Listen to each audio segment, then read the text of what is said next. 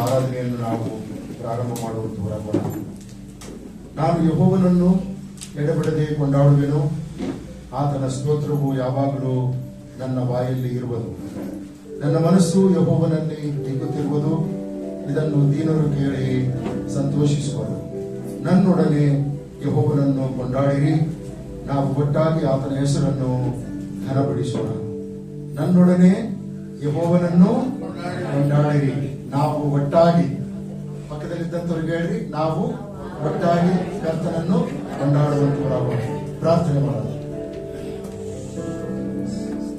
ಪ್ರೀತಿ ಸ್ವರೂಪನು, ಕೃಪಾ ಸತ್ಯ ಸಂಪೂರ್ಣನು, ಎಂದಿಗೂ ಬದಲಾಗದಂಥವನು, ಮಾರ್ಪಡದಂಥವನು ಆಗಿರುವ ಮಹಾಪರಿಶುದ್ಧನಾಗಿರುವ ಕರ್ತನಾದ ಯೇಸು ಕ್ರಿಸ್ತನಲ್ಲಿ ನಮ್ಮನ್ನು ಪ್ರೀತಿ ಮಾಡಿದ ಪರಲೋಕದ ತಂದೆಯಾದ ದೇವರೇ, ಈ ಸುಂದರವಾದ, ಮನೋಹರವಾದ, ಪವಿತ್ರವಾದ ಫೆಬ್ರವರಿ ಮಾಸದ 3ನೇ ಪುನರುತ್ಥಾನದ ದಿನಕ್ಕಾಗಿ ನಿನಗೆ ಅನಂತ ಕೋಟಿ ವಂದನೆಗಳನ್ನು ಸಲ್ಲಿಸುವಂತವರಾಗಿದ್ದೇವೆ. ಕರ್ತನೆ, ಒಂದೊಂದು ದಿನವನ್ನು ಕೂಡ ಹೊಸದಾಗಿ ಅನುಗ್ರಹ ಮಾಡತಕ್ಕಂಥವನಾದ ನೀನು ನಿನ್ನ ಕೃಪೆಯ ಮೇರೆಗೆ ನಮ್ಮೆಲ್ಲರನ್ನು ಆಶೀರ್ವದಿಸಿ ಸಾರ್ವತ್ರಿಕ ಸಂಘದಲ್ಲಿರುವಂತಹ ನಿನ್ನ ಮಕ್ಕಳೊಂದಿಗೂ ನಿನ್ನ ಸೇವಕರೊಂದಿಗೂ ನೀನು ಸೃಷ್ಟಿ ಮಾಡಿರುವಂತಹ ಸೃಷ್ಟಿಯ ಎಲ್ಲಾ ಜೀವಿಗಳೊಂದಿಗೂ ನಿನ್ನನ್ನು ಆರಾಧಿಸುವುದಕ್ಕಾಗಿಯೂ ನಿನ್ನನ್ನು ಸ್ತುತಿಸುವುದಕ್ಕಾಗಿಯೂ ನಿನ್ನ ನಾಮವನ್ನು ಘನಪಡಿಸುವುದಕ್ಕಾಗಿಯೂ ನಮ್ಮನ್ನು ಜೀವಿತರನ್ನಾಗಿಟ್ಟು ಈ ದಿವಸ ಜೀವಲೋಕದಲ್ಲಿ ನಿನಗೆ ನಡೆದುಕೊಳ್ಳುವುದಕ್ಕಾಗಿ ನಿನ್ನ ಆಲಯದಲ್ಲಿ ಬರಲು ಸಹಾಯ ಮಾಡಿದ್ದಿ. ಅದಕ್ಕಾಗಿ ನಿನಗೆ ವಂದನೆಗಳನ್ನು ಸಲ್ಲಿಸುತ್ತೇವೆ. ಕರ್ತನೆ, ನಾವು ನಿನ್ನನ್ನು ಎಷ್ಟು ಸ್ತುತಿಸಿದರೂ ಸಾಲದು ಸ್ವಾಮಿ, ಎಷ್ಟು ಕೊಂಡಾಡಿದರೂ ಸಾಲದು ಸ್ವಾಮಿ. ಇಸ್ರಾಯೇಲರ ಸ್ತೋತ್ರ ಸಿಂಹಾಸನದಲ್ಲಿರ್ತಕ್ಕಂಥವನಾದ ನೀನು ನಮ್ಮಿಂದ ಕೇವಲ ನಿನ್ನನ್ನು ಸ್ತುತಿಸುವಂತದ್ದನ್ನು ಮಾತ್ರ ಹೊರತುಪಡಿಸಿ ಬೇರೆ ಯಾವುದನ್ನು ಕೂಡ ಬಯಸುವುದಿಲ್ಲ. ಆದುದರಿಂದಲೇ ಕರ್ತನೆ, ಕೀರ್ತನೆಗಾರನು ತನ್ನ ಮನಗಳು ಕ್ಷಯಿಸಿದ್ರು, ನನ್ನ ಪಾಲು ಪಾನವು ನೀನೇ ಎಂಬುದಾಗಿ ಹೇಳುತ್ತಾ, ಪರಲೋಕದಲ್ಲಿ ನಿನ್ನ ಹೊರತು ನನಗೆ ಇನ್ನಾರು ಇಲ್ಲ, ಇಹಲೋಕದಲ್ಲಿ ನಿನ್ನನ್ನು ಬಿಟ್ಟು ನನಗೆ ಇನ್ನಾರು ಇಲ್ಲ ಎಂಬುದಾಗಿ ಹೇಳುವವನಾಗಿ ನಿನ್ನನ್ನು ಕೊಂಡಾಡಿದನು, ನಿನ್ನನ್ನು ಸ್ತುತಿಸಿದನು, ನಿನ್ನನ್ನು ಆರಾಧಿಸಿದನು ಸ್ವಾಮಿ. ಅದೇ ರೀತಿಯಿಂದ ದಾವೀದನು ಕೂಡ ಸೌಲನಿಂದ ತಪ್ಪಿಸಿಕೊಂಡು ಹೋಗುವಂತ ಸಂದರ್ಭದಲ್ಲಿ ತನ್ನೊಂದಿಗೆ ಸೇರಿ ಬಂದಂತ 400 ಜನರಿಗೂ ಕೂಡ ಬನ್ನಿರಿ, ನಾವು ಒಟ್ಟಾಗಿ ಯೆಹೋವನನ್ನು ಕೊಂಡಾಡೋಣ ಎಂಬುದಾಗಿ ಕರೆಯನ್ನ ಕೊಟ್ಟಂತವನಾದನು. ಅದೇ ರೀತಿಯಿಂದ ಇವತ್ತಿನ ದಿವಸದಲ್ಲಿ ಕೂಡಿ ಬಂದಿರತಕ್ಕಂಥ ನಾವು ಕೂಡ ಒಟ್ಟಾಗಿ ನಿನ್ನನ್ನು ಆರಾಧಿಸುವಂತ ಸಮಯ, ನಿನ್ನನ್ನು ಘನಪಡಿಸುವಂತ ಸಮಯ, ನಿನ್ನ ಪಾದ ಪೀಠಗಳ ಮುಂದೆ ಕುಳಿತುಕೊಂಡು ನಿನ್ನ ವಾಕ್ಯಗಳನ್ನು ಧ್ಯಾನ ಮಾಡುವಂತ ಸಮಯ, ಒಬ್ಬರನ್ನೊಬ್ಬರು ನಾವು ಮಾತಾಡಿಸುತ್ತಾ ನಮ್ಮ ಸುಖ ದುಃಖಗಳನ್ನು ಹಂಚಿಕೊಳ್ಳುತ್ತಾ ನಿನ್ನ ಸಮ್ಮುಖದಲ್ಲಿ ಕರ್ತನೆ ನಾವೆಲ್ಲವನ್ನು ಮರೆತು ಹಸುಗೂಸುಗಳ ಹಾಗೆ ನಿನ್ನ ಸಮ್ಮುಖದಲ್ಲಿ ಆರಾಧಿಸುವಂತ ಸಮಯ ಕರ್ತನೆ. ಆದ್ರಿಂದ ಬಂದಿರುವಂತ ಪ್ರತಿಯೊಬ್ಬೊಬ್ಬರನ್ನು ಕೂಡ ನೀನು ನಿನ್ನ ಆತ್ಮನಿಂದ ತುಂಬಿಸು, ಮತ್ತು ಇನ್ನು ಯಾರ್ಯಾರು ಬರಬೇಕು ಅವರೆಲ್ಲರನ್ನು ಕೂಡ ಸಕಾಲದಲ್ಲಿ ಬರುವುದಕ್ಕಾಗಿ ಸಹಾಯ ಮಾಡು ಸ್ವಾಮಿ. ಈ ದಿನದ ಆರಾಧನೆ ಕೂಟದ ಮೂಲಕವಾಗಿ ನೀನು ಮಹಿಮೆ ಹೊಂದುವುದಕ್ಕೋಸ್ಕರ ನಮ್ಮ ಮಧ್ಯದಲ್ಲಿ ಉಪಸ್ಥಿತನಾಗಿರು. ಆದಿಯಿಂದ ಅಂತ್ಯದವರೆಗೂ ನಿನ್ನ ನಾಮವನ್ನೇ ಮಹಿಮೆ ಪಡಿಸುವ ಹಾಗೆ ನಿನ್ನ ಮಕ್ಕಳಾದಂತೆ ನಮ್ಮೆಲ್ಲರನ್ನು ನಿನ್ನ ಆಶ್ರಯದಲ್ಲಿ ಮರೆ ಮಾಡಿಕೋ. ಕಾಣದೇ ಇರತಕ್ಕಂಥ ಅಂಧಕಾರದ ಎಲ್ಲ ಶಕ್ತಿಗಳನ್ನ, ಡಿಸ್ಟರ್ಬ್ ಮಾಡತಕ್ಕಂಥ ಎಲ್ಲ ದುರಾತ್ಮನ ಕುಯುಕ್ತಿಗಳನ್ನ ಯೇಸುವಿನ ನಾಮದಲ್ಲಿ ಬಂಧಿಸ್ತೇವೆ ಕರ್ತನೆ. ನಿನ್ನ ರಕ್ತವನ್ನ ನಮ್ಮೆಲ್ಲರ ಮೇಲೆ ಪ್ರೋಕ್ಷಿಸು, ನಿನ್ನ ಆತ್ಮನಿಂದ ಆವರಿಸುವ ಕರ್ತನೆ. ಸತ್ಯದಿಂದಲೂ ಆತ್ಮದಿಂದಲೂ ಆರಾಧಿಸುವಂತ ನಿನ್ನ ಮಕ್ಕಳಾದಂತ ನಾವೆಲ್ಲರೂ ನಿನ್ನನ್ನು ಆರಾಧಿಸುವುದಕ್ಕೋಸ್ಕರವಾಗಿ ನಮ್ಮ ಹೃದಯಗಳನ್ನ ತೆರೆಯ ಮಾಡಿ ಎಂಬುದಾಗಿ ಬೇಡಿಕೊಳ್ಳುತ್ತೇನೆ. ಆಡುವಂತವರನ್ನ, ವಾದ್ಯ ನುಡಿಸುವಂತವರನ್ನ, ವಾಕ್ಯ ಸಂದೇಶ ಸಾರುವಂತವರನ್ನ, ಈ ದಿನದ ಭಾನುವಾರದ ಆರಾಧನಾ ಮಕ್ಕಳ ಕೂಟವನ್ನ ಪ್ರತಿಯೊಂದನ್ನು ಕೂಡ ನಿನ್ನ ಕಾರ್ಯಗಳಲ್ಲಿ ಒಪ್ಪಿಸಿಕೊಡ್ತಾ ಇದ್ದೇವೆ. ನೀನು ತಾನೇ ಈ ಕೂಟದ ಅಧ್ಯಕ್ಷತೆಯನ್ನು ವಹಿಸಿಕೊಂಡು ಇದರ ಮೂಲಕವಾಗಿ ಮಹಿಮೆ ಹೊಂದು ಪ್ರಾರ್ಥನೆ ಕೇಳಿದ್ದಕ್ಕಾಗಿ ಸ್ತೋತ್ರ, ಸ್ತುತಿ, ಘನ, ಮಹಿಮೆ ಎಲ್ಲವುಗಳನ್ನು ನಿನಗೆ ಸಲ್ಲಿಸುತ್ತಾ ಈ ಪ್ರಾರ್ಥನೆಯನ್ನು ಯೇಸುವಿನ ನಾಮದಲ್ಲಿ ದೀನತೆಯಿಂದ ಬೇಡಿ ಹೊಂದಿದ್ದೇವೆ ನಮ್ಮ ತಂದೆಗೆ, ಆಮೆನ್. ಕರ್ತನನ್ನ ನಾವೆಲ್ಲರೂ ಒಟ್ಟಾಗಿ ಆರಾಧಿಸುವಂತವರಾಗೋಣ.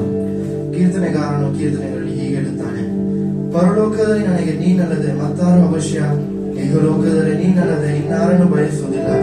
ತನ್ನ ಮನಗಳು ಕ್ಷಯಿಸಿದರೂ ನನ್ನ ಆತ್ಮಕ್ಕೆ ಶರಣನು, ನನ್ನ ಶಾಶ್ವತ ಪಾಲು ಈ ದೇವರೇ ಎಂಬುದಾಗಿ ನಾವು ಈ ಕ್ಷಣದಲ್ಲಿ ದೇವರೇ ನನ್ನ ತನ್ನ ಮನಗಳು ಕ್ಷಯಿಸಿದರು ಕರ್ತನೆ, ನನ್ನ ಶರಣನು, ನನ್ನ ಪಾಲು ನೀನೇ ಆಗಿದೆ ಎಂದು ಆತನನ್ನೇ ಬಯಸುತ್ತಾರೆ.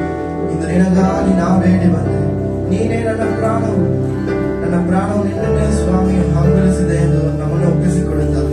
ಈ ಹಾಡನ್ನು ಹಾಡಿ ನಾವು ದೇವರಿಗೆ ಸ್ತೋತ್ರ ಸಲ್ಲಿಸೋಣ.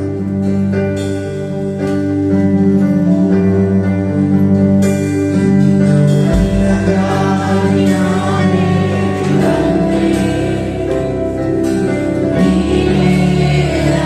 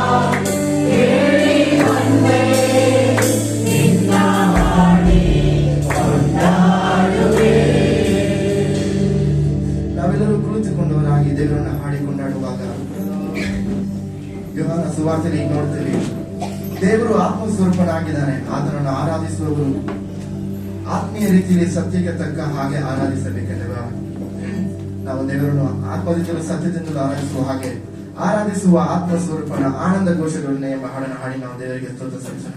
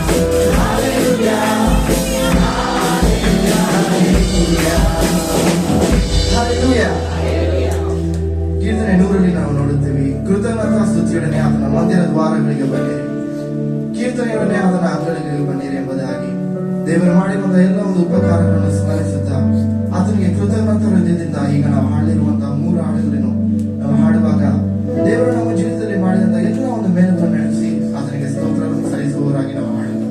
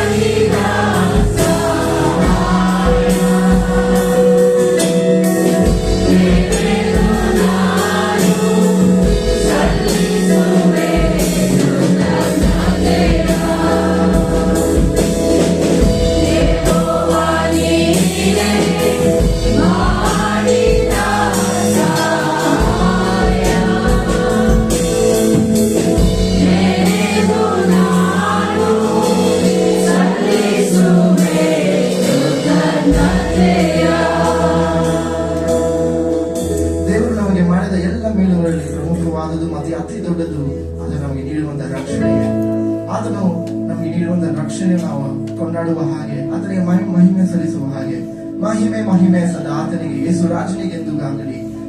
ಆತನಿಗೆ ರೀತಿಯಲ್ಲಿ ಕುರುಡರಾಗಿದ್ದ ನಮಗೆ ಆತನು ಪರಮ ದೃಷ್ಟಿಯನ್ನು ನೀಡಿದ್ದಾನೆ. ಅದನ್ನು ನೆನೆಸುತ್ತಾ ದೇವರಿಗೆ ಸ್ತೋತ್ರ ಸಲ್ಲಿಸುತ್ತಾ ಈ ಹಾಡನ್ನು ಹಾಡಿ ನಾವು ದೇವರ ಮಹಿಮೆ ಪಡಿಸೋಣ.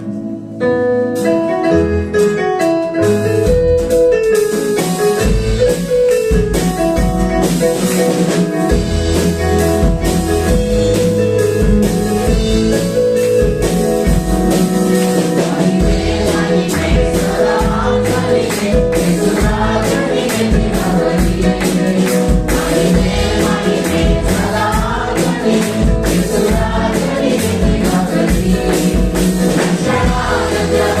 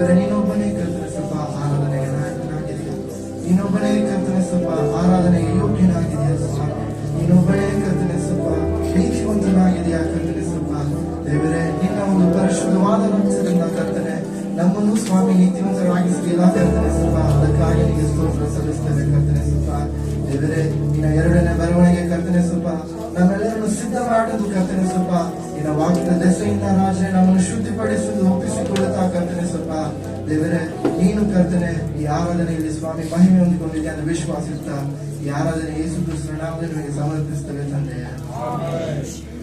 ಸಭೆಯವರಾದಂತೆ ನಾವು ಎದ್ದು ನಿಂತುಕೊಂಡಿರುವಂತೆಯೇ ಹೊಸ ಒಡಂಬಡಿಕೆಯ ಭಾಗದಲ್ಲಿ ಸುವಾರ್ತೆಯ ಭಾಗದಲ್ಲಿ ಶ್ರೀ ಮತ್ತಾಯನು ಬರೆದ ಸುವಾರ್ತೆ 2ನೇ ಅಧ್ಯಾಯ ಮೊದಲಿನ 8 ವಚನಗಳನ್ನು ನಾವು ಓದಿಕೊಳ್ಳೋಣ. Will read according to saint Matthew gospel chapter 2 verses 1 to 8. ಮೊದಲನೇ ವಚನ ಸ್ಟೇಜ್ ಮೇಲೆ ಇರ್ತಕ್ಕಂಥ ನಾವು ಓದ್ತೇವೆ, 2ನೇ ವಚನ ನೀವು ಓದ್ರಿ, 3ನೇ ವಚನ ನಾವು ಓದ್ತೇವೆ. ನಾವು ಹೀಗೆ ಆಲ್ಟರ್ನೇಟಿವ್ ಆಗಿ ಈ ವಚನಗಳನ್ನ ನಾವು ಓದಿಕೊಳ್ಳೋಣ. ಮೊದಲನೇ ವಚನ. ಅರಸನಾದ ಹೆರೋದನ ದಿನಗಳಲ್ಲಿ ಯೂದಾಯ ಎಂಬ ಊರಲ್ಲಿ ಯೇಸು ಹುಟ್ಟಿದಾಗ ಮೂಡಣ ದೇಶದ ಜೋಯಿಸರು ಯೆರೂಸಲೇಮಿಗೆ ಬಂದು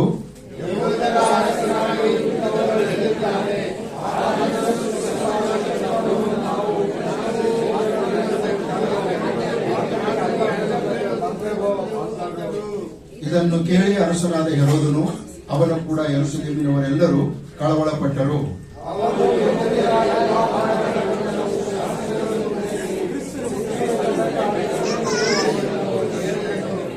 ಅವರು ಅವನಿಗೆ ಯೂದಾಯದ ಬೆತ್ಲೆಹೇಮಿನಲ್ಲಿಯೇ, ಯಾಕಂದರೆ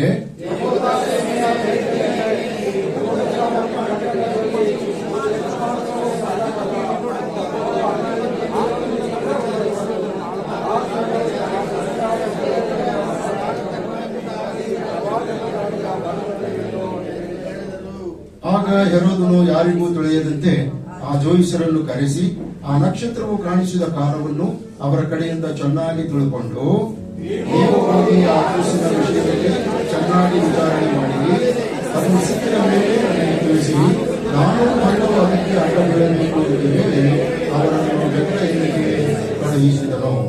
ಯೆಹೂದ ಸೀಮೆಯ ಬೆತ್ಲೆಹೇಮೆ, ಯೆಹೂದದ ಮುಖ್ಯ ಪಟ್ಟಣಗಳಲ್ಲಿ ನೀನು ಎಷ್ಟು ಮಾತ್ರವೂ ಸಣ್ಣದಲ್ಲ.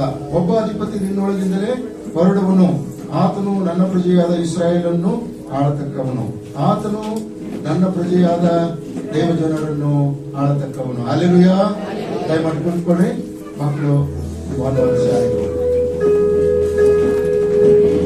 ಕರ್ತನ ಸನ್ನಿಧಾನದಲ್ಲಿ ನಾವು ತೆಗೆದುಕೊಂಡು ಬಂದಂತಹ ಕಾಣಿಕೆಗಳನ್ನು, ದಶಮ ಭಾಗಗಳನ್ನು, ಕಾಣಿಕೆಗಳನ್ನು, ವಿಶೇಷ ಕಾಣಿಕೆಗಳನ್ನು ಅರ್ಪಿಸುವಂತ ಸಮಯ. ನಮ್ಮೊಂದಿಗೆ ನಾವೇ ಕರ್ತನ ಸೇವೆಗೆ ಕಾಣಿಕೆಗಳೊಂದಿಗೆ ಅರ್ಪಿಸಿಕೊಳ್ಳೋಣ.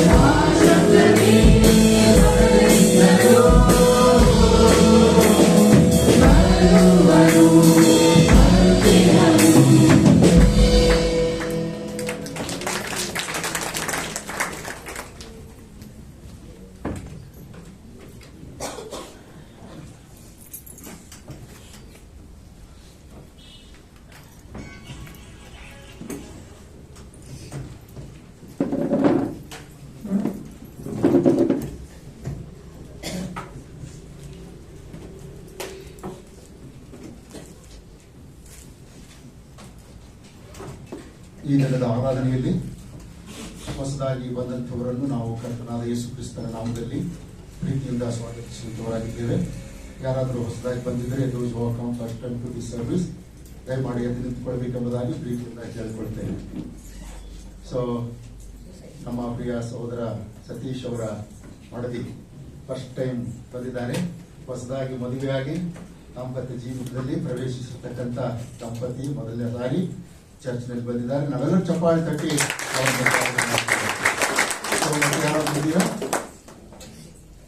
ಓಕೆ. ಈ ಸಂದರ್ಭದಲ್ಲಿ ನಾವು ಕಾಣಿಕೆಗೋಸ್ಕರವಾಗಿಯೂ ದಶಮ ಭಾಗಕ್ಕೋಸ್ಕರವಾಗಿಯೂ ದೇವರ ವಾಕ್ಯಕ್ಕೋಸ್ಕರವಾಗಿಯೂ ಪ್ರಾರ್ಥಿಸುವಂತ ಒಂದು ಸಂದರ್ಭ. ಹಾಗಾಗಿ ನಮ್ಮ ಮಧ್ಯದಲ್ಲಿರ್ತಕ್ಕಂಥ ಸಹೋದರ ಉದಯ್ ಕುಮಾರ್ ಅವರು ಕಾಣಿಕೆಗೋಸ್ಕರ ಮತ್ತು ಮುಂದಿನ ವಾಕ್ಯ ಭಾಗಕ್ಕೋಸ್ಕರ ಪ್ರಾರ್ಥನೆ ಮಾಡಬೇಕೆಂಬುದಾಗಿ ಪ್ರೀತಿಯಿಂದ ಕೇಳಿಕೊಳ್ಳುತ್ತೇನೆ. ಸರ್ವವನ್ನು ಸೃಷ್ಟಿಸಿದಂತ ಸರ್ವನಾಯಕನಾದ ದೇವರಾಗಿರ್ತಾನೆ. ಈ ಒಂದು ಮುಂಜಾನೆ ವೇಳೆಗಾಗಿ ನಾವು ನಿನಗೆ ಸ್ತೋತ್ರಗಳನ್ನು ಸಲ್ಲಿಸ್ತಾ ಇದ್ದೇವಪ್ಪ. ನಿನ್ನ ಪಾದ ಸನ್ನಿಧಿಯಲ್ಲಿ ಮುಂಜಾನೆ ವೇಳೆ ಕೂಡಿ ಬರುವಂತೆ ನೀನು ಕೊಟ್ಟಂತ ಕೃಪೆಗಾಗಿ ನಾವು ನಿನಗೆ ಸ್ತೋತ್ರ ಸಲ್ಲಿಸ್ತೇವೆ. ಈ ಸಮಯದಲ್ಲಿ ನಾವು ನೀಡಿದಂತ ಕಾಣಿಕೆಗಳಿಗಾಗಿಯೂ ದಶಮ ಭಾಗಕ್ಕಾಗಿಯೂ ನಿನಗೆ ಸ್ತೋತ್ರ. ನೀನು ನಮಗೆ ದಯಪಾಲಿಸಿದಂತ ಸಾಮರ್ಥ್ಯದ ಮೇರೆಗೆ, ಆರೋಗ್ಯದ ಮೇರೆಗೆ, ಶಕ್ತಿಯ ಮೇರೆಗೆ, ಬಲದ ಮೇರೆಗೆ ನಾವು ಕರ್ತನೆ ಈ ಭೂಲೋಕದಲ್ಲಿ ನಿನ್ನ ಮಕ್ಕಳಾಗಿ ಜೀವಿಸುವುದಕ್ಕಾಗಿ ನೀನು ಕೊಟ್ಟಂತ ಪ್ರತಿ ಒಂದೊಂದು ಆಶೀರ್ವಾದಗಳಿಗಾಗಿ ನಿನಗೆ ಸ್ತೋತ್ರ. ನೀನು ನಮಗೆ ದಯಪಾಲಿಸಿದಂತ ಆಶೀರ್ವಾದದಲ್ಲಿಯೇ ದೇವರೇ ನಾವು ನಿನ್ನ ಪಾಲಿಗಾಗಿ ಎಲ್ಲವನ್ನು ಕರ್ತನೆ ಬೇರ್ಪಡಿಸಿ ನಿನಗೆ ಒಪ್ಪಿಸಿಕೊಟ್ಟಂತ ಕಾಣಿಕೆಗಳನ್ನು, ದಶಮಾಂಶಗಳನ್ನು ದೇವರೇ ನೀನು ಆಶೀರ್ವದಿಸಬೇಕಾಗಿ ನಿನ್ನಲ್ಲಿ ಬೇಡಿಕೊಳ್ಳುತ್ತಿದ್ದೇವೆ. ಕೊಟ್ಟಂತ ಪ್ರತಿಯೊಂದೊಂದು ಹಸ್ತಗಳನ್ನು ಆಶೀರ್ವದಿಸು, ಅವರ ಕುಟುಂಬಗಳನ್ನು ಆಶೀರ್ವದಿಸು, ಅವರಿಗೆ ಬರಬೇಕಾದಂತ ನಿನ್ನ ಪ್ರತಿಫಲಗಳನ್ನು ನೀನೇ ದಯಪಾಲಿಸಬೇಕಾಗಿ ನಿನ್ನಲ್ಲಿ ಬೇಡಿಕೊಳ್ಳುತ್ತಿದ್ದೇವೆ. ನಿನ್ನ ವಾಕ್ಯ ಭಾಗಕ್ಕಾಗಿ ನಿನಗೆ ಸ್ತೋತ್ರ ದೇವರೇ. ಈ ದಿನ ನೀನು ನಿನ್ನ ಮಕ್ಕಳಿಗಾಗಿ ಏನನ್ನು ನುಡಿಯಬೇಕೆಂದಿದ್ದೀಯೋ ಅವರ ಕಿವಿಗಳು ತೆರೆಯಲ್ಪಟ್ಟು, ಅವರ ಹೃದಯಗಳು ತೆರೆಯಲ್ಪಟ್ಟು ಆ ವಾಕ್ಯಗಳು ಅವರಲ್ಲಿ ದೇವರೇ ಬೇರೂರುವಂತೆ ಸಹಾಯ ಮಾಡಿ. ಏಕೆಂದ್ರೆ ವಾಕ್ಯಗಳು ಬೇರೂರದೆ ಫಲಗಳನ್ನು ನಾವು ಕೊಡಲು ಸಾಧ್ಯವಿಲ್ಲ. ಇದು ದೇವರೇ ಅಪ್ಪ, ನೀನು ಕೊಡುವಂತ ವಾಕ್ಯಗಳು ನಮ್ಮ ಹೃದಯಗಳಲ್ಲಿ ಬೇರೂರುವಂತೆ ನಿಲ್ಲುವಂತೆಯೂ ಅದರ ಮುಖಾಂತರ ಫಲಗಳು ಕೊಟ್ಟು ನಿನಗೆ ಮಹಿಮೆ ತರುವಂತ ಕಾರ್ಯಗಳನ್ನು ಮಾಡುವ ಹಾಗೆ ನಿನ್ನ ಮಕ್ಕಳನ್ನು ನೀನು ಉಪಯೋಗಿಸಿಕೊಳ್ಳಬೇಕೆಂಬುದಾಗಿ ಯೇಸುವಿನ ಮಹಾಪರಿಶುದ್ಧವಾದಂತ ಹೆಸರಿನಲ್ಲಿ ಎಲ್ಲಾ ಪ್ರಾರ್ಥನೆಗಳನ್ನು ಕೇಳಿ ಪಡೆಯುತ್ತೇನೆ ನನ್ನ ತಂದೆಯೇ. ಪ್ರಾರ್ಥನೆ ಮಾಡಿದಂತ ಸಹೋದರರಿಗೆ ನಾನು ಪ್ರೀತಿಯಿಂದ ವಂದಿಸುವಂತವನಾಗಿದ್ದೇನೆ. ಅನೌನ್ಸ್ಮೆಂಟ್ಗಳು ಈ ಪ್ರಕಾರವಾಗಿವೆ. ಸೊ ಶುಕ್ರವಾರ ಸಾಯಂಕಾಲ 7 ಗಂಟೆಗೆ ಬೈಬಲ್ ಸ್ಟಡಿ ಇರುತ್ತದೆ. ಅದೇ ರೀತಿಯಿಂದ ಶನಿವಾರ ಸಾಯಂಕಾಲ 7 ಗಂಟೆಗೆ ಹಾಡುಗಳ ಪ್ರಾಕ್ಟೀಸ್ ಕೂಡ ಇರುವಂತದ್ದಾಗಿದೆ. ಮುಂದಿನ ಭಾನುವಾರ ಯಥಾ ಪ್ರಕಾರವಾಗಿ 8 ಬೆಳಗಿನ ಆರಾಧನೆಯು ಪ್ರಾರಂಭವಾಗುವಂತದ್ದಾಗಿದೆ. ಸೊ ವಾಕ್ಯ ಕೇಳಿಸಿಕೊಳ್ಳುವುದಕ್ಕಿಂತ ಮುಂಚಿತವಾಗಿ ನಾವು ಬರ್ತ್ಡೇ ಆಚರಿಸಿಕೊಳ್ತಕ್ಕಂಥವರನ್ನ, ಜನ್ಮದಿನ ಮತ್ತು ವೆಡ್ಡಿಂಗ್ ಆನಿವರ್ಸರಿ ಆಚರಿಸಿಕೊಳ್ತಕ್ಕಂಥವರನ್ನ ನೆನಪು ಮಾಡಿಕೊಳ್ತಕ್ಕಂಥವರಾಗಿದ್ದೇವೆ. ಯಾರಾದರೂ ಬರ್ತ್ಡೇ ಆಚರಿಸಿಕೊಳ್ಳುವಂತವರಾಗಿದ್ದರೆ, ಮದುವೆಯ ವಾರ್ಷಿಕೋತ್ಸವದ ದಿನಗಳನ್ನು ಆಚರಿಸಿಕೊಳ್ಳುವಂತವರಾಗಿದ್ದರೆ ದಯಮಾಡಿ ಎದ್ದು ನಿಂತ್ಕೊಳ್ರಿ. ವೆಡ್ಡಿಂಗ್ ಬರ್ತ್ಡೇ ನಿಮ್ಮದು ವೆಡ್ಡಿಂಗ್ ಸೊ ದಯಮಾಡಿ ಮುಂದೆ ಬಂದ್ರಿ.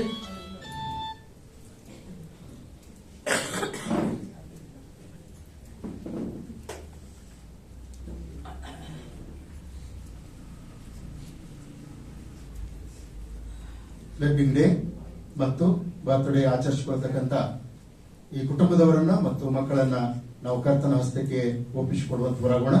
ಪ್ರಾರ್ಥನೆ.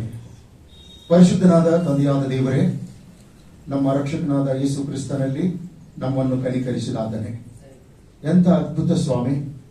ಒಂದೊಂದು ದಿನವೂ ಕೂಡ ಹೊಸದಾಗಿ ನೀನು ನಮ್ಮೆಲ್ಲರಿಗೂ ಅನುಗ್ರಹ ಮಾಡುತ್ತಾ, ಕಳೆದ ದಿವಸಗಳಲ್ಲಿ ನೀನು ಮಾಡಿದಂತ ಎಲ್ಲ ಮೇಲುಗಳನ್ನ ನಾವು ಮೆಲುಕು ಹಾಕುತ್ತಾ ನಿನ್ನ ಉಪಕಾರಗಳನ್ನು ಸ್ಮರಿಸಿಕೊಳ್ಳುವುದಕ್ಕೋಸ್ಕರವಾಗಿ ನಮ್ಮನ್ನು ನಿನ್ನ ಸನ್ನಿಧಾನದಲ್ಲಿ ನಿಲ್ಲಿಸಿಕೊಳ್ಳುವಂತವನಾಗಿದ್ದಿ. ಅದಕ್ಕಾಗಿ ಸ್ತೋತ್ರಗಳನ್ನು ಸಲ್ಲಿಸುತ್ತೇವೆ. ಕರ್ತನೆ, ಕಳೆದ ವರ್ಷಗಳಲ್ಲಿ ನಮ್ಮ ಪ್ರಿಯ ಸಹೋದರರಾದ ಕರ್ತನೆ ವಿಲ್ಸನ್ ಅವರು, ಅದೇ ರೀತಿಯಿಂದ ಪ್ರೀತಿ ಮಗಳು, ಅದೇ ರೀತಿಯಿಂದ ಸ್ವಾಮಿ ಸಹೋದರ ಅಶ್ವಥ್ ಅವರು ಮತ್ತು ಲೂರ್ ದ್ವಿವೇದಿ ಅವರು ತಮ್ಮ ಮದುವೆಯನ್ನ ಆಚರಿಸಿಕೊಂಡಿದ್ದಾರೆ. ಕರ್ತನೆ, ಅವರು ಹಿಂತಿರುಗಿ ನೋಡುವಾಗ ಆ ದಿವಸಗಳು ಎಷ್ಟೋ ಅದ್ಭುತವಾದಂತಹ ರೀತಿಯಿಂದ, ಆಶ್ಚರ್ಯಕರವಾದಂತಹ ರೀತಿಯಿಂದ ಎಲ್ಲೋ ಇದ್ದಂತ ಅವರನ್ನ ಒಂದುಗೂಡಿಸುವುದರ ಮೂಲಕ ಕುಟುಂಬವಾಗಿ ಕಟ್ಟಿದಿ ಸ್ವಾಮಿ. ಕುಟುಂಬವಾಗಿ ಕಟ್ಟಿದ ನಂತರ ಅವರ ದಾಂಪತ್ಯದ ಜೀವಿತದಲ್ಲಿ ಅದನ್ನು ಮಾನ್ಯವೆಂದೆಣಿಸಿ ಪರಿಶುದ್ಧರಾಗಿ ಜೀವಿಸುವುದರ ಮೂಲಕ, ನಿನ್ನ ವಾಕ್ಯಗಳನ್ನ ಗಮನಿಸಿ ನಡೆಯುವುದರ ಮೂಲಕ, ನಿನ್ನ ಸನ್ನಿಧಿ ಸೇವೆ ಮಾಡುವುದರ ಮೂಲಕ ನಿನ್ನ ಪ್ರೀತಿಗೆ ಗುರುತಾಗಿ ಮಕ್ಕಳನ್ನು ಕೂಡ ಪಡೆದುಕೊಂಡಂತವರಾಗಿ ಸಮಾಜದಲ್ಲಿ ನಿನ್ನ ಪ್ರೀತಿಗೂ ಸಮಾಜದವರ ಪ್ರೀತಿಗೂ ಪಾತ್ರರಾಗಿ ಈ ದಿವಸ ನಿನ್ನ ಸಮ್ಮುಖದಲ್ಲಿ ಹಿಂದಿನ ಎಲ್ಲ ಸಂಗತಿಗಳನ್ನ ಜ್ಞಾಪಕ ಮಾಡಿಕೊಳ್ಳುತ್ತಾ ನಿನಗೆ ಕೃತಜ್ಞತೆಗಳನ್ನು ಸಲ್ಲಿಸುವುದಕ್ಕಾಗಿ ನಿಂತಿದ್ದಾರೆ. ಆದುದರಿಂದ ಕರ್ತನೆ, ಒಂದು ಮದುವೆಯ ವಾರ್ಷಿಕೋತ್ಸವವನ್ನ ಆಚರಿಸಿಕೊಳ್ತಾ ಇರುವಂತ ಎರಡೂ ಕುಟುಂಬಗಳನ್ನ ನಿನ್ನ ಪರಿಶುದ್ಧ ಹಸ್ತಗಳಲ್ಲಿ ಒಪ್ಪಿಸಿಕೊಡ್ತಾ ಇದ್ದೇವೆ. ಅವರ ಪಕ್ಷದಲ್ಲಿ ನೀನು ಕೊಟ್ಟಂತ ವಾಗ್ದಾನಗಳನ್ನು ನೆರವೇರಿಸು ಸ್ವಾಮಿ. ಅವರಿಗೆ ಎದುರಾಗಿ ಬರುವಂತ ಎಲ್ಲ ವಿರೋಧಗಳನ್ನ ಯೇಸು ನಾಮದಲ್ಲಿ ಹೊಡೆದು ಹಾಕು ಕರ್ತನೆ. ಮುಚ್ಚಿದಂತ ಎಲ್ಲ ಬಾಗಿಲುಗಳನ್ನು ತೆರೆಯ ಮಾಡು ಕರ್ತನೆ. ಯಾವ ಆಶೀರ್ವಾದಗಳನ್ನ, ಯಾವ ನಿಧಿ ನಿಕ್ಷೇಪಗಳನ್ನ ಈ ನಿನ್ನ ಮಕ್ಕಳ ಪಕ್ಷದಲ್ಲಿ ನೀನು ಬಚ್ಚಿಟ್ಟಿದೆಯೋ ಅವೆಲ್ಲವುಗಳನ್ನ ಇವರು ಪಡೆದುಕೊಳ್ಳಲಿಕ್ಕಾಗುವಂತೆ ಸಹಾಯವನ್ನು ದಯಪಾಲಿಸು. ದಾಂಪತ್ಯದ ಜೀವಿತದ ಮುಂದಿನ ಎಲ್ಲಾ ದಿನಗಳನ್ನ ಕರ್ತನೆ ಅವರು ನಿನ್ನ ಕರಗಳಲ್ಲಿ ಒಪ್ಪಿಸಿಕೊಡುವಾಗ 5 ರೊಟ್ಟಿ 2 ಮೀನುಗಳನ್ನ ಯಾವ ರೀತಿಯಿಂದ ನೀನು ಆಶೀರ್ವದಿಸಿ 5,000ಕ್ಕಿಂತಲೂ ಹೆಚ್ಚು ಜನರು ಉಂಡು ತೃಪ್ತರಾಗಿ ಇನ್ನೂ ಮಿಕ್ಕಿಸಿಕೊಂಡರೋ ಅದೇ ರೀತಿಯಿಂದ ಈ ಪ್ರಿಯರು ಕೂಡ ತಮ್ಮ ಮುಂದಿನ ಜೀವಿತವನ್ನ ನಿನ್ನ ಕರಗಳಲ್ಲಿ ಒಪ್ಪಿಸಿಕೊಟ್ಟು ನಿನ್ನಿಂದ ಅದ್ಭುತವಾದಂತಹ ಆಶೀರ್ವಾದಗಳನ್ನು ಪಡ್ಕೊಂಡಂತವರಾಗಿ ಆ ಆಶೀರ್ವಾದಗಳ ನಿಮಿತ್ತ ಸಾವಿರಾರು ಜನರಿಗೆ ಪ್ರಯೋಜನಕರವಾಗುವಂತೆ ಕೃಪೆಯನ್ನು ದಯಪಾಲಿಸಿಕೊಡು. ಅವರ ಎದುರುಗಡೆ ಇರತಕ್ಕಂಥ ಬೇಡವಾದಂತದ್ದೆಲ್ಲವನ್ನು ಕೂಡ ದೂರ ಮಾಡುವಂತ ಪ್ರಾರ್ಥನೆಗಳಿಗೆ ಉತ್ತರವನ್ನು ಕೊಡು. ಕೈ ಹಾಕುವಂತ ಕೆಲಸಗಳನ್ನ ಸಫಲಪಡಿಸು ಸ್ವಾಮಿ. ಮತ್ತೊಮ್ಮೆ ಜನ್ಮದಿನವನ್ನು ಕಂಡಂತ ಸಹೋದರ ಫ್ಯಾಬಿಯನ್ ಅವರನ್ನು ಕೂಡ ನಾವು ಜ್ಞಾಪಕ ಮಾಡಿಕೊಳ್ಳುತ್ತಾ ಇದ್ದೇವೆ. ಆ ಯವನಸ್ಥ ಮಗನನ್ನು ಆಶೀರ್ವದಿಸು. ಕುಟುಂಬವಾಗಿ ಕಟ್ಟಿದ್ದಿ, ಮಗುವಿನೊಂದಿಗೆ ಆಶೀರ್ವಾದ ಮಾಡಿದ್ದಿ. ಮುಂದಿನ ದಿನಗಳಲ್ಲಿಯೂ ಕೂಡ ಆ ಪ್ರಿಯ ಮಗನು ಸಭೆಯಲ್ಲಿಯೂ ಸಮಾಜದಲ್ಲಿಯೂ ಕುಟುಂಬದಲ್ಲಿಯೂ ಆಶೀರ್ವಾದಕರವಾಗಿರುವಂತೆ ಕೃಪೆಯನ್ನು ದಯಪಾಲಿಸು. ಪ್ರಾರ್ಥನೆ ಕೇಳಿದ್ದಕ್ಕಾಗಿ ಸ್ತೋತ್ರ, ಸ್ತುತಿ, ಘನ, ಮಹಿಮೆ ಎಲ್ಲ ನಿನಗೆ ಸಲ್ಲಿಸುತ್ತಾ ಮತ್ತೊಮ್ಮೆ ಜನ್ಮದಿನವನ್ನು ಆಚರಿಸಿಕೊಳ್ತಕ್ಕಂಥ ಮಗನನ್ನು, ಮದುವೆಯ ವಾರ್ಷಿಕೋತ್ಸವವನ್ನು ಆಚರಿಸಿಕೊಳ್ತಕ್ಕಂಥ ಪ್ರಿಯರನ್ನ ನಿನ್ನ ಕರಗಳಲ್ಲಿ ಒಪ್ಪಿಸಿಕೊಟ್ಟು ಈ ಪ್ರಾರ್ಥನೆಯನ್ನು ಯೇಸುವಿನ ನಾಮದಲ್ಲಿ ದೀನತೆಯಿಂದ ಬೇಡಿ ಹೊಂದಿದ್ದೇವೆ ನಮ್ಮ ತಂದೆಗೆ.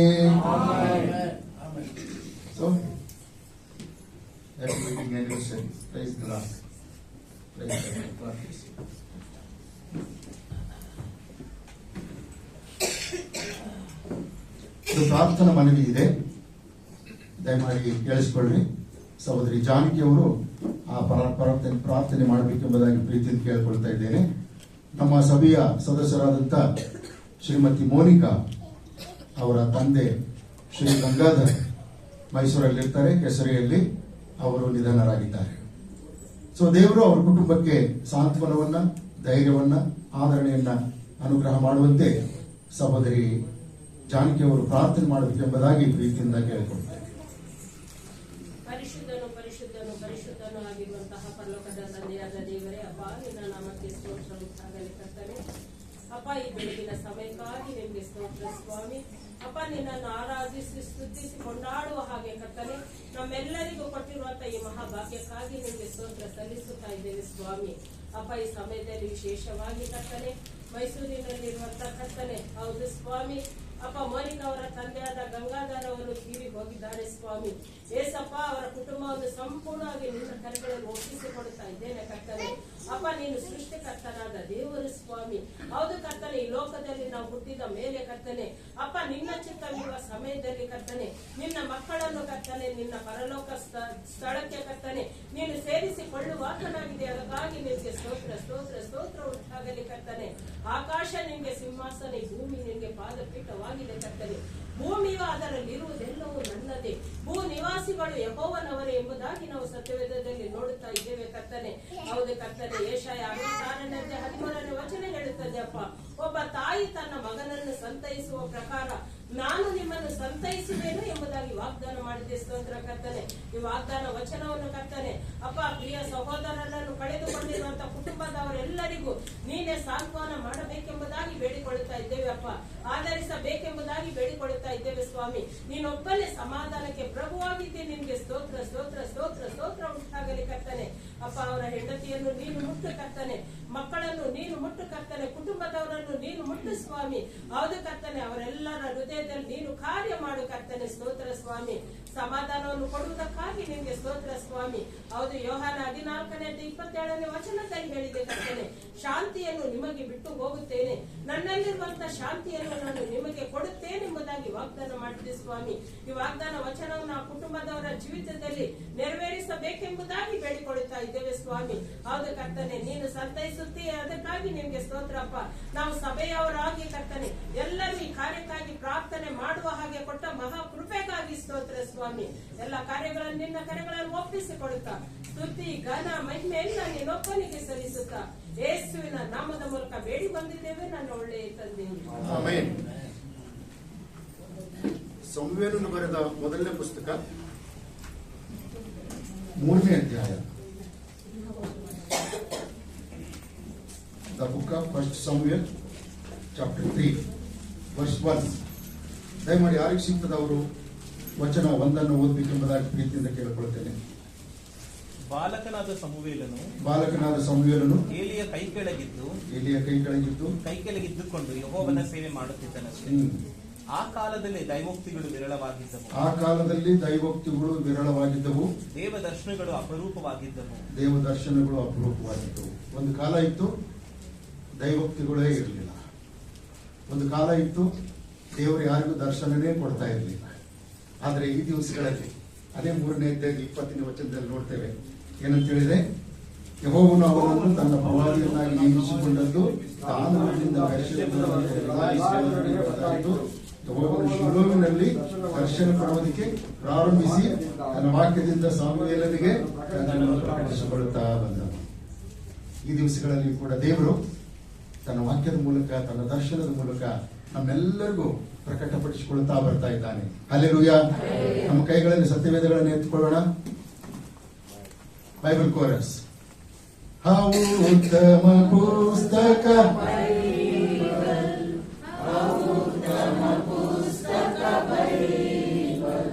ದಿನ ಓದುವೆ, ಆತ್ಮಶುದ್ಧಿ ಹೊಂದುವೆ. ಉತ್ತಮ ಪುಸ್ತಕ Bible. The best book to read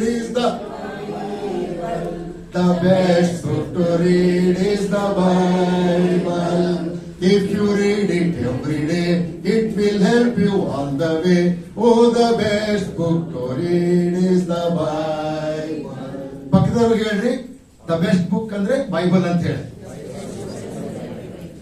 ದೇವರು ಈ ದಿನ ನಮ್ಮೆಲ್ಲರನ್ನು ಆಶೀರ್ವದಿಸಿ ತನ್ನ ಸೇವಕರನ್ನ ನಮ್ಮೆಲ್ಲರಿಗೂ ತನ್ನ ವಾಕ್ಯ ಹಂಚುವುದಕ್ಕಾಗಿ ಕಳಿಸಿಕೊಟ್ಟಿದ್ದಾನೆ. ಆದುದರಿಂದ ನಾನೀಗ ಸಹೋದರ ಗಿರೀಶ್ ಅವರನ್ನ ಕರ್ತನ ವಾಕ್ಯ ಹಂಚಿಕೊಳ್ಳುವುದಕ್ಕಾಗಿ ಪ್ರೀತಿಯಿಂದ ಆಮಂತ್ರಿಸುವಂತವನಾಗಿದ್ದೇನೆ. Hallelujah, hallelujah. ಎಲ್ಲ ಹೇಗಿದ್ದೀರಾ? ಚೆನ್ನಾಗಿದ್ದೀರಾ? ಓಕೆ, ದೈವಕ್ಕೆ ಸ್ತೋತ್ರ. ನಮ್ಮ ಸಭಾಪಾಲಕರು ನನಗೊಂದು ಜವಾಬ್ದಾರಿ ಕೊಟ್ಟೋಗಿದ್ದಾರೆ.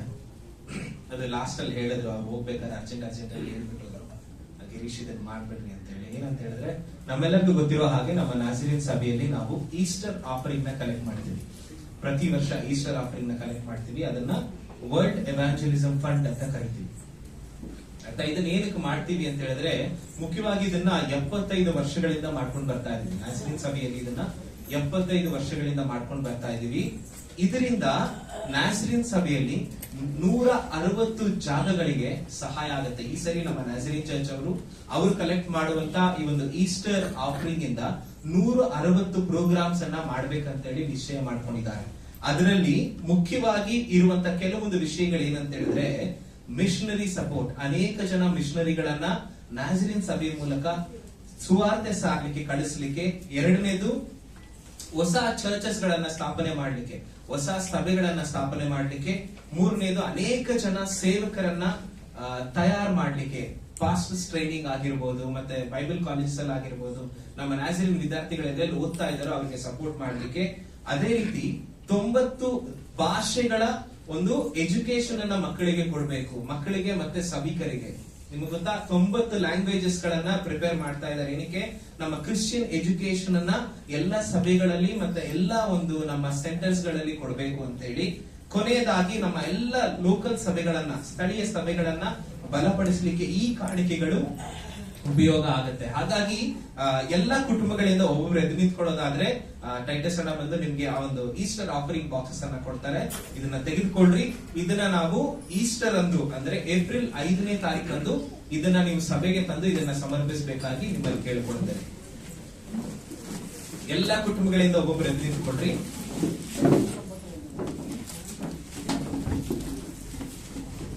ಎಲ್ಲರೂ ಎದ್ದು ನಿಂತ್ಕೊಂಡು ನಿಮ್ಮ ಬಾಕ್ಸಸ್ ಅನ್ನ ತೆಗೆದುಕೊಳ್ಳ್ರಿ.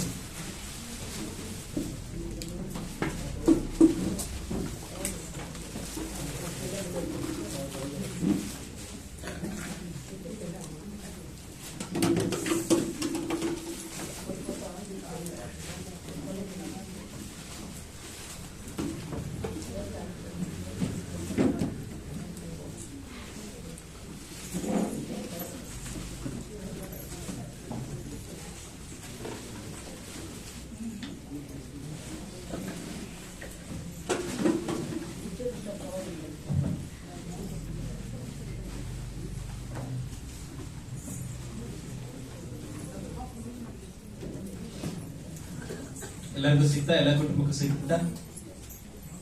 ಓಕೆ. ಸಿಕ್ಕಿಲ್ಲ ಅಂತ ಹೇಳಿದ್ರೆ ನೀವು ಟೈಟಸ್ ಅನ್ನ ಕೇಳ್ರಿ, ಅವ್ರು ನಿಮ್ಗೆ ಕೊಡ್ತಾರೆ. ಎಕ್ಸ್ಟ್ರಾ ಬೇಕಾದ್ರೂ ಕೇಳಿ ಕೊಡ್ತಾರೆ. ಸೈಡ್ ಬೇಡ ಅಂತ ಬರ್ತಾ ಇದೆ, ಅದನ್ನೇ ತುಂಬಿಸ್ಕೊಳ್ಳೋಣ. ಏನಿಗೆ ಎಕ್ಸ್ಟ್ರಾ ಅಂತ. Okay, fine. ಸೊ ಅದನ್ನ ತುಂಬಿಸೇ ಕೊಡ್ಬೇಕಂತ ಏನಿಲ್ಲ. ದೇವರು ನಿಮಗೆ ಪ್ರೇರೇಪಣೆ ಮಾಡುವಷ್ಟು ನೀವು ಅದೆಲ್ಲ ಹಾಕಿ ಕೂಡ ಕೊಡ್ಬೋದು. ಅದ್ರ ಪ್ರತಿದಿನ ನೀವು ಸ್ವಲ್ಪ ಸ್ವಲ್ಪ ಅದರಲ್ಲಿ ಹಾಕಿ ಅದನ್ನು ತೆಗೆದುಕೊಂಡು ಏಪ್ರಿಲ್ 5ನೇ ತಾರೀಕು ನಾವು ಅದನ್ನ ಕಲೆಕ್ಟ್ ಮಾಡುವವರಾಗಿದ್ದೇವೆ.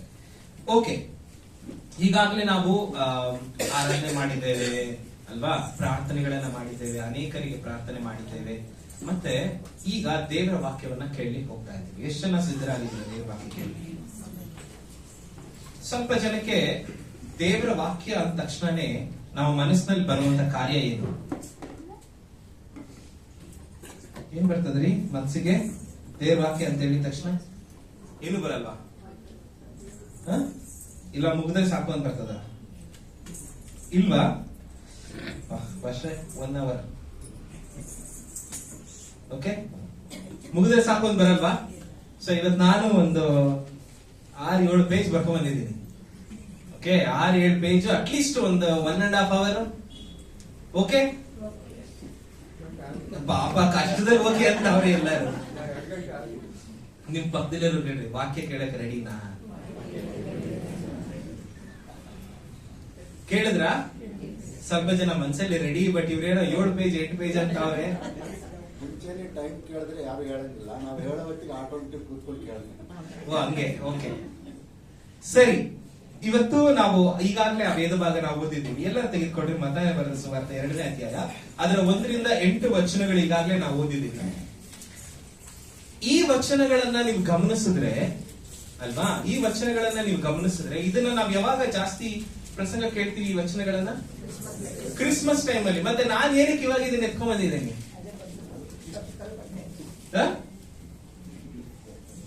ಅಲ್ವಾ? ಕ್ರಿಸ್ಮಸ್ ಟೈಮ್ ಅಲ್ಲಿ ಕೇಳೋ ಮೆಸೇಜ್ ನ ಏನಕ್ಕೆ ಗಿರೀಶ್ ಇವಾಗ ಟೀಚ್ ಮಾಡ್ತಾ ಇದ್ದೀರಾ ಅಂತ ಕೇಳಿದ್ರೆ, ಇದು ಕ್ರಿಸ್ಮಸ್ ಟೈಮ್ ಅಲ್ಲಿ ಮಾತ್ರನೇ ಕೇಳಿಸ್ಕೊಳ್ಬೇಕಾದಂತ ದೇವ್ರ ವಾಕ್ಯ ಅಲ್ಲ, ಎಲ್ಲಾ ಸಮಯಗಳಲ್ಲೂ ಕೇಳಿಸ್ಕೊಳ್ಬಹುದಾದಂತ ದೇವರ ವಾಕ್ಯ. ಆದ್ರೆ ಇವತ್ತು ನಾನು ಕ್ರಿಸ್ಮಸ್ ಮೆಸೇಜ್ ಪ್ರೀಚ್ ಮಾಡಲ್ಲ. ಆದ್ರೆ ಇವತ್ತು ನಾನು ಮಾತಾಡಲಿರುವಂತ ವಿಷಯ ಬಂದ್ಬಿಟ್ಟು ಆಮೇಲೆ ಹೇಳ್ತೀನಿ. ಸರಿ, ಎಲ್ಲರಿಗೂ ಗೊತ್ತು. ಯಾರ್ಯಾರು ಇಂಜಿನಿಯರಿಂಗ್ ಮಾಡ್ತಾ ಇದೀರಿ ಅಲ್ಲಿ? ಚಂದನ್ ಇದ್ದಾನೆ ಎಲ್ಲಿ? ದಿನ ಇಲ್ಲ, ಕಾಣಿಸ್ತಿಲ್ಲ, ಎಲ್ಲ ಬಿಸಿ ಇರ್ಬೇಕು. Okay, fine. Tell me, Newton's third ಲಾ ಏನಪ್ಪಾ? ಯಾರಾದ್ರೂ ಹೇಳ್ತೀರಾ? ಏನು? Every action and there is always an equal and opposite reaction. ಮನುಷ್ಯರಾಗಿರುವಂತ ನಮಗೆ ಈ ಒಂದು ರೂಲ್ ನ ನ್ಯೂಟನ್ ಹೇಳ್ಕೊಟ್ರು ಥರ್ಡ್ ಲಾ ಅಲ್ಲಿ. ಏನಂತ? ಪ್ರತಿಯೊಂದು ಕಾರ್ಯಕ್ಕೂ ಅಥವಾ ಪ್ರತಿಯೊಂದು ಕಾರ್ಯಕ್ಕೆ ಏನಾಗಿದೆ? ಪ್ರತಿಕ್ರಿಯೆಗಳಿದೆ. ಪ್ರತಿಯೊಂದು ಕ್ರಿಯೆಗೂ ಒಂದು ಪ್ರತಿಕ್ರಿಯೆ ಇದೆ ಅಲ್ವಾ? ನಾವು ಮನುಷ್ಯನಾಗಿ ಅನೇಕ ಸ್ಥಳಗಳಿಗೆ ಹೋಗ್ತೀವಿ, ಹೌದಾ? ಅನೇಕ ಸ್ಥಳಗಳಿಗೆ ಹೋದಾಗ್ಲೂ ಅಲ್ಲಿರುವಂತ ಪರಿಸ್ಥಿತಿ, ಅಲ್ಲಿರುವಂತ ವ್ಯಕ್ತಿ, ಅಲ್ಲಿರುವಂತ ಯಾವುದೋ ಒಂದು ವಿಷಯ ನಮ್ಮನ್ನ ಪ್ರತಿಕ್ರಿಯಿಸುವ ಹಾಗೆ ಮಾಡುತ್ತೆ. ಅಲ್ವಾ? ಒಂದು ರಿಯಾಕ್ಷನ್ ಕೊಡೋ ತರ ಮಾಡುತ್ತೆ. ಒಂದು ಸಾವಿನ ಮನೆಗೆ ಹೋಗಿದ ತಕ್ಷಣ ನಮ್ ರಿಯಾಕ್ಷನ್ ಏನು? ದುಃಖ. ಒಂದು ಬರ್ತ್ಡೇಗೆ ಹೋಗಿದ ತಕ್ಷಣ ನಮ್ ರಿಯಾಕ್ಷನ್ ಏನು? ಸಂತೋಷ. ಒಂದು ಮದುವೆಗೆ ಹೋಗಿದ ತಕ್ಷಣ ನಮ್ ರಿಯಾಕ್ಷನ್ ಏನು? ಎಷ್ಟು ಕೆಜಿ ಚಿನ್ನ ಹಾಕೊಂಡವ್ರೆ?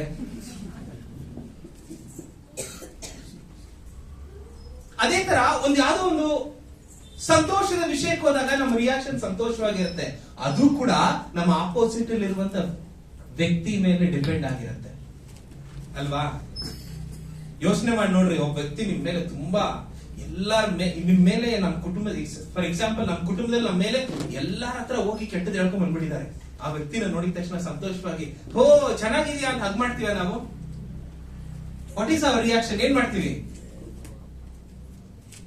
ಅವ್ನು ನೋಡ್ತಾ ಇದ್ದಂಗೆ ಕಣ್ಣೆಲ್ಲ ಕೆಂಪಗಾಗ್ಬಿಟ್ಟು ಏನ್ ಮಾಡ್ತೀವಿ? ಒಂದು ಅವ್ನು ನಿಲ್ದೇ ಇರೋ ಕಡೆ ನಾವ್ ಇರ್ತೀವಿ ಇಲ್ವಾ? ಆ ಜಾಗ ಖಾಲಿ ಮಾಡ್ತೀವಿ. ಸೊ ಮನುಷ್ಯ ಪ್ರತಿದಿನ ಪ್ರತಿ ಸಮಯ ಯಾವ್ದಾದ್ರೂ ಒಂದು ವಿಷಯಕ್ಕೆ ಪ್ರತಿಕ್ರಿಯಿಸ್ತಾನೆ ಇರ್ತಾನೆ, ರಿಯಾಕ್ಷನ್ ಕೊಡ್ತಾನೆ ಇರ್ತಾನೆ. ಹಾಗಾದ್ರೆ ಮನುಷ್ಯರ ಸಂಬಂಧಗಳು, ಭಾವನೆಗಳು ದೃಢವಾಗಬೇಕಾದ್ರೆ ಕ್ರಿಯೆ ಮತ್ತು ಪ್ರತಿಕ್ರಿಯೆ ತುಂಬಾ ತುಂಬಾ ಮುಖ್ಯ. ಎಷ್ಟು ಒಪ್ಕೊಂತೀರಾ? ಒಂದು ರಿಲೇಶನ್ಶಿಪ್ ತುಂಬಾ ಸ್ಟ್ರಾಂಗ್ ಆಗ್ಬೇಕಂತ ಹೇಳಿದ್ರೆ action and reaction is very very important. ಹೌದಲ್ವಾ? ಹೌದಲ್ವಾ? ನಿಮ್ಗೊಂದು ಇನ್ಸಿಡೆಂಟ್ ಹೇಳ್ತೀನಿ ಕೇಳ್ರಿ. ನನ್ ಮದ್ವೆ ಟೈಮಲ್ಲಿ ಈ ಆಂಡ್ರಿನ್ ಫ್ರೆಂಡ್ಸ್ ಎಲ್ಲ ಸೇರ್ಕೊಂಡು ಈ ರೆಡಿ ಆದ್ಮೇಲೆ ಏನ್ ಮಾಡಿದ್ರು, ನನ್ನ ಕರೆದ್ರು ಒಳಗಡೆ. ನನ್ಗೆ ಒಂದೇ ಟೆನ್ಷನ್ ಆಯ್ತಾ, ಏನ್ ನಡೀತಾ ಇದೆ, ಅಲ್ಲಿ ನಡೀತಾ ಇದೆ, ಬ್ರೇಕ್ಫಾಸ್ಟ್ ರೆಡಿ ಆಯ್ತಾ, ಇದು ರೆಡಿ ಆಯ್ತಾ, ಅವ್ರು ಬಂದ್ರ, ಇವ್ರು ಕರೆದ್ಬಿಟ್ಟಿದ ತಕ್ಷಣ ಆಂಡ್ರಿನ್ ರೆಡಿ ಆಗಿ ಹೊರಗಡೆ ಅಂತಿದ್ದ. ರೆಡಿನಾ ಬಾ ಅಂದ್ರೆ ಆಂಡ್ರಿನ್ ಅಳಕ್ ಶುರು ಮಾಡ್ಬಿಟ್ಟು. ಯಾಕೆ ಅಂದ್ರೆ ಈ ಕಡೆ ಕ್ಯಾಮ್ರಾ ಹಿಡ್ಕೊಂಡು ನಿಂತಿದ್ದಾರೆ ನನ್ನ ರಿಯಾಕ್ಷನ್ ಕ್ಯಾಪ್ಚರ್ ಮಾಡಕ್ಕೆ. ಆದ್ರೆ ನಾನ್ ರಿಯಾಕ್ಷನ್ ಏನ್ ಕೊಟ್ಟ, ರೆಡಿ ಆಯ್ತಾ, ರೆಡಿ ಹೋಗೋಣ ಅಂದ್ರೆ ಅವ್ರಿಗೆ ಏನ್ ರಿಯಾಕ್ಷನ್ ಬೇಕು? ವಾ ಎಷ್ಟು ಚೆನ್ನಾಗಿ ಕಾಣಿಸ್ತಾ ಇದೆಯಾ, ಬಟ್ ನನ್ಗೆ ರಿಯಾಕ್ಷನ್ ಬರ್ಲಿಲ್ಲ, ಏನ್ ಮಾಡ್ಲಿ? ಇವಾಗ್ಲೂ ಒಂದೊಂದ್ಸರಿ ಕೋಪ ಬಂದಾಗ ಹೇಳ್ತಾಳೆ ಅವಳು, ಇದ್ಯಾ ನಿನ್ಗೆ ಒಂದ್ ಸ್ವಲ್ಪನೂ ಎಮೋಷನ್ ಅನ್ನೋದಿಲ್ಲ ನಿನ್ಗೆ, ಯಾವಾಗ ನೋಡಿದ್ರು ಒಂದೇ ತರ ಇರ್ತೀಯ ನೀನು, ಒಂದಕ್ಕೂ ರಿಯಾಕ್ಷನ್ ಕೊಡಲ್ಲ. ಸೊ ಎಲ್ಲರಿಗೂ ಒಂದು ರಿಯಾಕ್ಷನ್ ಬೇಕು. ನೋಡಿದ ತಕ್ಷಣ ಸುಂದರವಾಗಿದ್ಯಾ ಅಂತ ಹೇಳ್ಬೇಕು, ನೋಡಿದ ತಕ್ಷಣ ಏನ್ ಹೇಳ್ಬೇಕು? ಇವತ್ ಚೆನ್ನಾಗಿ ಕಾಣಿಸ್ತಾ ಇದೆಯಾ ಅಂತ ಹೇಳ್ಬೇಕು. ಇದು ಹೆಣ್ಮಕ್ಳಿಗಿರೋ ಕಾಯಿಲೆ, ಗಂಡ್ಮಕ್ಳಿಗೂ ಸ್ವಲ್ಪ ಜನಕ್ಕೆ ಇದೆ, ಇಲ್ಲ ಅಂತಲ್ಲ. ಇದು ಹೆಣ್ಮಕ್ಳಿಗಿರೋ ದೊಡ್ಡ ಕಾಯಿಲೆ. ನೋಡಿದ ತಕ್ಷಣ ಏನ್ ಹೇಳ್ಬೇಕು? ಅವ್ರು ಫುಲ್ ಕೋಪದಾಗ ಬರ್ತಾರೆ ಅನ್ಕೊಳ್ರಿ, ಎಷ್ಟು ಚೆನ್ನಾಗಿದೆ ಡ್ರೆಸ್ ಇದು ಅಂದ್ಬಿಡ್ರಿ ಸಾಕು. ಸತೀಶ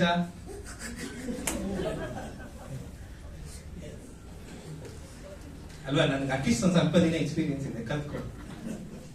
ಸೊ ಹಾಗೆ ನಮ್ಗೆಲ್ಲರಿಗೂ ಒಂದು ರಿಯಾಕ್ಷನ್ ಬೇಕು. ಆದ್ರೆ ನಾವು ಪ್ರತಿ ಸರಿ ಸಭೆಗೆ ಬರ್ಬೇಕಾದ್ರೆ ನಮ್ಮ ಒಂದು ರಿಯಾಕ್ಷನ್, ನಮ್ಮ ಪ್ರತಿಕ್ರಿಯೆ ಹೇಗಿದೆ ಅಂತ ನಾನು ಕೂತ್ಕೊಂಡು ಯೋಚನೆ ಮಾಡ್ತಾ ಬರೀತಾ ಇದ್ದೆ. ನನ್ ಒಂದ್ ದೊಡ್ಡ ಅಭ್ಯಾಸ ಏನಂದ್ರೆ, ನಾನು ಯೋಚನೆ ಮಾಡ್ತಾ ಬರೀಬೇಕು, ಅವಾಗ್ಲೇ ನನ್ಗೆ ಯೋಚನೆಗಳು ಚೆನ್ನಾಗಿ ಬರೋದು. ಸೊ ಬರೀತಾ ಇರ್ಬೇಕಾದ್ರೆ ಒಂದ್ 20 ಪಾಯಿಂಟ್ ಬಂತು, ತುಂಬಾ ಬಂತು, 20 ಮಾತ್ರ ಬರ್ಕೊಂಡ್ ಬಂದಿದ್ದೀನಿ. ಆ 20 ನಿಮ್ ಜೊತೆ ಹೇಳ್ತೀನಿ. ಇವತ್ತು ಅನೇಕ ಜನ ಸಭೆಗೆ ಬರ್ಬೇಕಾದ್ರೆ ಅವ್ರ ರಿಯಾಕ್ಷನ್ ಏನ್ ಗೊತ್ತಾ? ನಾನು ಏನಕ್ಕೆ ಸಭೆಗೆ ಹೋಗ್ತಾ ಇದ್ದೀನಿ? ಜನರನ್ನ ಸಂಧಿಸ್ಲಿಕ್ಕೆ ಹೋಗ್ತಾ ಇದ್ದೀನಿ, ಟು ಮೀಟ್ ಪೀಪಲ್. ಇನ್ನು ಸ್ವಲ್ಪ ಜನ ಸಭೆಗೆ ಬರ್ತಾರೆ ಏನಕ್ಕೆ? ಅಯ್ಯೋ ವಾರ ಎಲ್ಲ ಕಷ್ಟಪಟ್ಟು ನನಗೆ ಫುಲ್ ಡ್ರೈನ್ ಔಟ್ ಆಗ್ಬಿಟ್ಟಿದೆ, ಒಂದ್ ಸ್ವಲ್ಪ ರಿಕ್ರಿಯೇಷನ್ ಬೇಕು, ನನ್ಗೆ ಸ್ವಲ್ಪ ರಿಫ್ರೆಶ್ಮೆಂಟ್ ಬೇಕು, ಅದಕ್ಕೆ ನಾನು ಏನ್ ಮಾಡ್ತಾ ಇದ್ದೀನಿ? ಚರ್ಚ್ಗೆ ಹೋಗ್ತಾ ಇದ್ದೀನಿ ಮನರಂಜನೆಗಾಗಿ. ಇನ್ನು ಸ್ವಲ್ಪ ಜನ ಏನ್ ಮಾಡ್ತಾರೆ? ಶೋ ಆಫ್ ಮಾಡಕ್ ಬರ್ತಾರೆ, ಪ್ರದರ್ಶಿಸಲಿಕ್ಕೆ. ನಾವ್ ಅದ್ ಮಾಡಿದ್ವಿ, ಇದು ಮಾಡಿದ್ವಿ, ಇದನ್ನ ತಗೊಂಡ್ಕೊಂಡ್ವಿ, ಅದನ್ನ ತೆಗೆದುಕೊಂಡ್ವಿ, ಆ ತರ ನಡೀತಾ ಇದೆ, ಈ ತರ ನಡೀತಾ ಇದೆ. ಇದನ್ನ ಶೋ ಆಫ್ ಮಾಡ್ಲಿಕ್ಕೋಸ್ಕರ ಸಭೆಗೆ ಬರ್ತಾರೆ. ಇನ್ನು ಸ್ವಲ್ಪ ಜನ ತುಂಬಾ ಸ್ಪಿರಿಚುವಲ್, ನಾನು ಪಾಸ್ಟರ್ನ ಮೀಟ್ ಮಾಡಕ್ ಹೋಗ್ತಾ ಇದ್ದೀನಿ. ಇನ್ನು ಸ್ವಲ್ಪ ಜನ ಏನ್ ಮಾಡ್ತಾರೆ? ಇದು ಒಂದು ಕಾರ್ಯಕ್ರಮ, ಲೆಟ್ಸ್ ಅಟೆಂಡ್ ದಿಸ್ ಪ್ರೋಗ್ರಾಮ್. ಜನ ಬರ್ತಾರೆ, ಮಾತಾಡ್ತಾರೆ, ಒಂದ್ 2 ಅವರ್ ಸಭೆಯಲ್ಲಿ ಇದ್ದು ಬರೋಣ. ಇನ್ನು ಸ್ವಲ್ಪ ಜನ ಏನ್ ಮಾಡ್ತಾರೆ? ನಾನು ಸಭೆಗೆ ಹೋದ್ರೆ ನನ್ಗೆ ಆಶೀರ್ವಾದ ಸಿಗುತ್ತೆ, ಅದಕ್ಕೋಸ್ಕರ ನಾನು ಸಭೆಗೆ ಬರ್ತಾ ಇದ್ದೀನಿ. To get blessings. ಇನ್ನು ಸ್ವಲ್ಪ ಜನ ಏನ್ ಮಾಡ್ತಾರೆ, ಸಭೆಗೆ ಹೋದ್ರೆ ನನಗೆ ಪ್ರವಾದನೆ ಸಿಗುತ್ತೆ, ಹಾಗೆ ಪ್ರಾಫೆಸಿ, ದೇವ್ರು ನನ್ನ ಮೇಲೆ ಪ್ರವಾದನೆ ಹೇಳ್ತಾರೆ, ಅದಕ್ಕೋಸ್ಕರ ನಾನು ಸಭೆಗೆ ಹೋಗ್ತೀನಿ. ಇನ್ನು ಸ್ವಲ್ಪ ಜನ ಸಭೆಯಲ್ಲಿ ಇವತ್ತು ಒಬ್ಬ ಒಳ್ಳೆ ಫೇಮಸ್ ಪರ್ಸನ್ ಬಂದಿದ್ದಾನೆ, ಆತನನ್ನ ನಾನು ನೋಡ್ಬೇಕು, ಆತನನ್ನ ಮೀಟ್ ಮಾಡ್ಬೇಕು, ಅದಕ್ಕೋಸ್ಕರ ನಾನು ಏನ್ ಮಾಡ್ತೀನಿ, ಸಭೆಗೆ ಹೋಗ್ತೀನಿ. ಇನ್ನು ಸ್ವಲ್ಪ ಜನ ಅಯ್ಯೋ ಚರ್ಚ್ಗೆ ಹೋಗಿಲ್ಲ ಅಂದ್ರೆ ನಮ್ಮ ಅಪ್ಪ ಅಮ್ಮ ತಲೆ ತಿಂತಾರೆ, ಅದಕ್ಕೆ ನಾನು ಏನ್ ಮಾಡ್ತೀನಿ, ಚರ್ಚ್ಗೆ ಹೋಗ್ತೀನಿ. ಇನ್ನು ಸ್ವಲ್ಪ ಜನ ಹಸ್ಬೆಂಡ್ ಹೇಳ್ತಾರೆ, ಅಯ್ಯೋ ಚರ್ಚ್ಗೆ ಹೋಗಿಲ್ಲ ಅಂದ್ರೆ ನನ್ನ ಹೆಂಡತಿ ಬೈತಾ ಇರ್ತಾರೆ, ವಾಡಪುರ ಎರಡ ಬರ್ತಾನೆ, ಓಡ್ ಬಂದ್ಬಿಡೋಣ. ಹಂಗೆ ವೈಫ್ ಕೂಡ ಚರ್ಚ್ಗೆ ಹೋಗಿಲ್ಲ ಅಂದ್ರೆ ಹೇಳ್ತಾರೆ ಹಸ್ಬೆಂಡ್, ನೀನ್ ಈ ಸಂಡೇ ಚರ್ಚ್ಗೆ ಹೋಗಿಲ್ಲ, ಅದಕ್ಕೆ ಟೀ ಉಪ್ಪು ಜಾಸ್ತಿ ಹಾಕಿದ್ಯಾ ನೀನು ಅಂತ. ಟೀ ಉಪ್ಪು ಹಾಕ್ತೀವ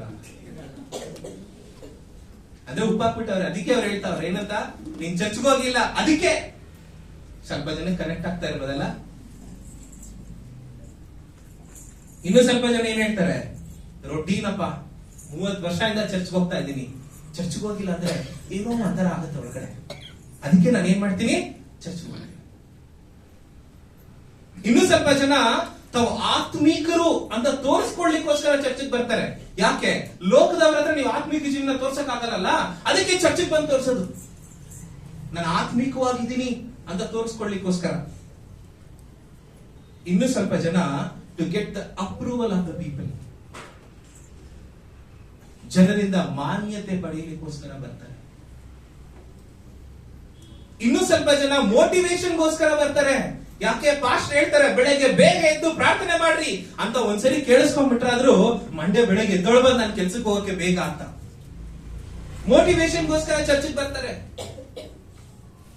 ಇನ್ನು ಸ್ವಲ್ಪ ಜನ ಒಳ್ಳೆ ಚೆನ್ನಾಗಿ ಜಾಕ್ಸನ್ ಕೀಬೋರ್ಡ್ ಪ್ಲೇ ಮಾಡ್ತಾನೆ, ಚೆನ್ನಾಗಿ ಹಾಡ್ತಾನೆ, ಕೇಳಿಸ್ಕೊಳ್ಳೋಣ ಅಂತ ಬರ್ತಾರೆ. ಇನ್ನು ಸ್ವಲ್ಪ ಜನ ಅಯ್ಯೋ ನಾನು ಮ್ಯೂಸಿಕ್ ಪ್ಲೇ ಮಾಡಬೇಕು ಅಂತ ಬರ್ತಾರೆ. ಇನ್ನು ಸ್ವಲ್ಪ ಜನ ಅಯ್ಯೋ ಚರ್ಚ್ ಅಲ್ಲಿ ನನಗೊಂದು ರೆಸ್ಪಾನ್ಸಿಬಿಲಿಟಿ ಕೊಟ್ಬಿಟ್ಟಿದ್ದಾರೆ, ನಾನೇ ಕಾಣಿಸ್ಕೊಂಡಿಲ್ಲ ಅಂದ್ರೆ ಅಲ್ವಾ. ಇನ್ನು ಸ್ವಲ್ಪ ಜನ ದಶಮ ಭಾಗ ಹಾಕಕ್ಕೆ, ಕಾಣಿಕೆ ಹಾಕಕ್ಕೆ ಸಭೆಗೆ ಬರ್ತಾರೆ. ಇನ್ನು ಸ್ವಲ್ಪ ಜನ ನಾನು ಸೇವಕ, ನಾನು ಚರ್ಚ್ಗೆ ಹೋಗ್ಲೇಬೇಕು. ಇಲ್ಲ ಕೇಳ್ತಾರೆ, ಎಂತ ಸೇವಕ ನೀನು. ಇನ್ನು ಸ್ವಲ್ಪ ಜನ ವಾರ ಪೂರ್ತಿ ನಾನು ಯೇಸುವಿನ ಮತ ಹೊಡಿದ್ದೀನಿ, ಪ್ರಾರ್ಥನೆ ಮಾಡಿಲ್ಲ, ವಾಕ್ಯ ಓದಿಲ್ಲ, ಸಂಡೇ ಆದ್ರೂ ಹೋಗ್ಬಿಟ್ಟು ಬೈಬಲ್ನ ಮುಟ್ಬಿಟ್ಟು ಚರ್ಚ್ಗೆ ಹೋಗ್ಬಿಟ್ಟು ಪರಿಶುದ್ಧ ಆಗ್ಬಿಡೋಣ ಅಂತ ಬರ್ತಾರೆ. ಹೀಗೆ ಸಭೆಗೆ ಬರ್ಲಿಕ್ಕೆ ನಮಗೆ ಅನೇಕ ರಿಯಾಕ್ಷನ್ಗಳನ್ನ ನಾವು ಸಭೆಗಳಲ್ಲಿ ನೋಡ್ತೀವಿ. ನನ್ನನ್ನು ಸೇರಿ ಇಲ್ಲಿ ಕುಳಿತಿರುವಂತ ಅನೇಕ ಜನರು ಈ ಕಾರ್ಯಗಳಿಗಾಗಿ ನಾವು ಸಭೆಗೆ ಬಂದಿದ್ದೀವಿ. ಆದ್ರೆ ನಾವು ಸಭೆಗೆ ಏನಕ್ಕೆ ಬರಬೇಕು ಅನ್ನೋದನ್ನ ಆದಿ ಸಭೆಯಿಂದ ಕಲ್ತ್ಕೊಳ್ಬೇಕು. ನೀವು ವಾಕ್ಯ ಓದ್ಬೇಡ್ರಿ, ಕೇಳಿಸ್ಕೊಳ್ರಿ. ಅಪೊಸ್ತಲರ ಕೃತ್ಯಗಳು 1ನೇ ಅಧ್ಯಾಯ 14ನೇ ವಚನದಲ್ಲಿ ಅವರು ಸಭೆಗೆ ಏನಕ್ಕೆ ಬರ್ತಿದ್ರು ಗೊತ್ತಾ? ಪ್ರಾರ್ಥನೆ ಮಾಡ್ಲಿಕ್ಕೆ ಬರ್ತಿದ್ರು. ಪ್ರತಿದಿನ ಕೂಡಿ ಬರ್ತಿದ್ರು. ನಾವು ಶುಕ್ರವಾರ ಬೈಬಲ್ ಸ್ಟಡಿಗೆ ಬನ್ರಿ ಅಂದ್ರೆ ಬರಲ್ಲ. ತಿಂಗಳ ಮೊದಲನೇ ಭಾನುವಾರ, ಸೋಮವಾರ, ಮಂಗಳವಾರ, ಬುಧವಾರ ಚರ್ಚ್ಗೋಸ್ಕರ ಪ್ರಾರ್ಥನೆ ಮಾಡ್ರಿ ಅಂದ್ರೆ ಬರಲ್ಲ. ಆದ್ರೆ ಆದಿ ಸಭೆ ಪ್ರಾರ್ಥನೆಗಾಗಿ ಕೂಡಿ ಬರ್ತಾ ಇದ್ರು. ಎರಡನೇದಾಗ ಅವ್ರು ಏನ್ ಮಾಡ್ತಾ ಇದ್ರಂತೆ? ಅಪೊಸ್ತಲರ ಕೃತ್ಯಗಳು 2ನೇ ಅಧ್ಯಾಯ 42ನೇ ವಚನದಲ್ಲಿ ನೋಡಿದ್ರೆ ಅವರು ದೇವರ ವಾಕ್ಯವನ್ನ ಕಲ್ತ್ಕೊಳ್ಳಿಕ್ ಬರ್ತಾ ಇದ್ರು, ಮತ್ತೆ ಅನ್ಯೋನ್ಯತೆಗಾಗಿ ಬರ್ತಾ ಇದ್ರು, 3ನೇದಾಗಿ ಆತ್ಮಿಕವಾಗಿ ಬೆಳೀಲಿಕ್ಕೆ ಬರ್ತಾ ಇದ್ರು. ಆದ್ರೆ ಇವತ್ತು ಸಭೆ ಏನ್ ಮಾಡ್ತಾ ಇದೆ?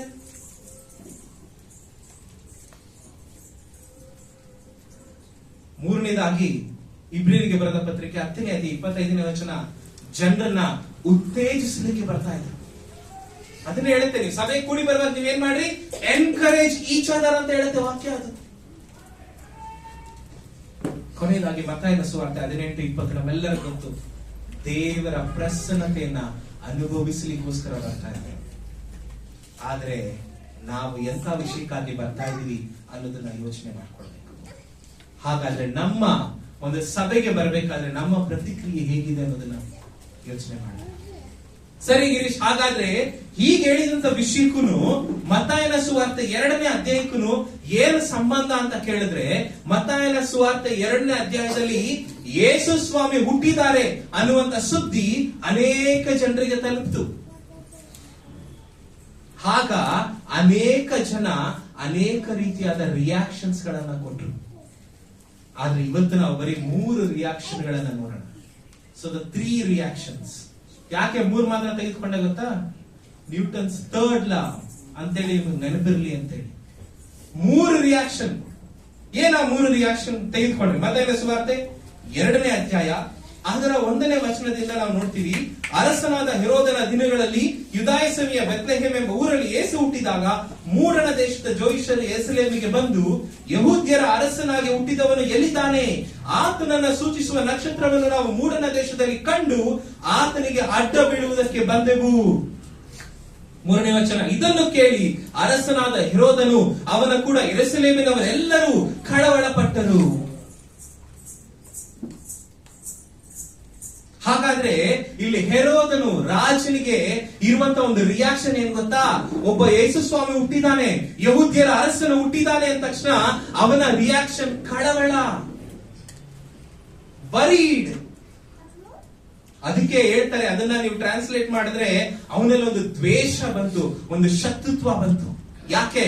ನನಗೊಬ್ಬ ಕಾಂಪಿಟೇಟರ್ ಬಂದಿದ್ದಾನೆ, ನನಗೊಬ್ಬ ಅರಸ ಬಂದಿದ್ದಾನೆ, ನನ್ನ ಜಾಗವನ್ನು ತೆಗೆದುಕೊಳ್ಳಿಕ್ಕೆ ಇನ್ನೊಬ್ಬ ಅರಸ ಬಂದಿದ್ದಾನೆ ಅನ್ನುವಂತ ಒಂದು ರಿಯಾಕ್ಷನ್ ಅವನು ಕೊಡ್ತಾ ಇದ್ದಾನೆ.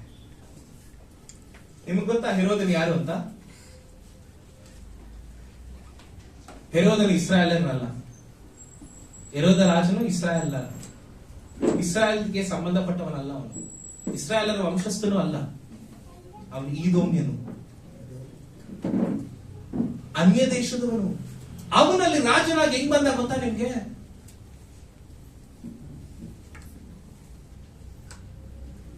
ರೋಮ್ ಅವರು ಆ ದೇಶಗಳನ್ನ ಸ್ವಾಧೀನ ಪಡಿಸಿಕೊಂಡಾಗ ಅಲ್ಲಿದ್ದಂತ ಕೆಲವೊಂದು ವ್ಯಕ್ತಿಗಳನ್ನ ಅಲ್ಲಿ ಜನರನ್ನ ಕಾಯಲಿಕ್ಕೆ ನೇಮಿಸ್ತಿದ್ರು.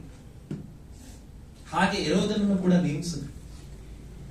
ಅದಾದ್ಮೇಲೆ ಅವನು ರಾಜನ, ಅವನ್ನ ಇಸ್ರಾಯೇಲ್ ಜನ ರಾಜ ಅಂತ ಹೆಂಗ್ ಒಪ್ಕೊಂಡ್ರು? ಇಸ್ರಾಯೇಲ್ ಜನ ಯಹೂದ್ಯರನ್ನ ಹೊರತುಪಡಿಸಿ, ದೇವರಿಂದ ಆರಿಸಲ್ಪಟ್ಟವರನ್ನ ಹೊರತುಪಡಿಸಿ ಬೇರೆಯವ್ರನ್ನ ರಾಜ ಅಂತ ಹೆಂಗ್ ಒಪ್ಕೊಂಡ್ರು? ಇವನೇನ್ ಮಾಡ್ತಾ ಗೊತ್ತಾ? ಯೆರೂಸಲೇಮಿನ ದೇವಾಲಯವನ್ನ ಕಟ್ಟಿಸ್ತಾರೆ. ಅದು ಮಾತ್ರ ಅಲ್ಲದೆ ಅಲ್ಲಿ ಒಂದು ದೊಡ್ಡ ಬರಗಾಲ ಬಂದಾಗ ಇತಿಹಾಸಕಾರರು ಹೇಳ್ತಾರೆ, ಅವನಲ್ಲಿ ಇದ್ದಂತ ಅವನ ಹೆಂಡತಿ ಮತ್ತೆ ಅವನ ಸ್ವಂತ ಚಿನ್ನವನ್ನ ತೆಗೆದುಕೊಂಡು ಹೋಗಿ ಮಾರ್ಬಿಟ್ಟು ಆ ಒಂದು ಯೆರೂಸಲೇಮಿನಲ್ಲಿರುವಂತ ಜನರಿಗೆ ಗೋಧಿನ ಈಸ್ಕೊಟ್ಟಂತೆ ತಿನ್ನಕ್ಕೆ.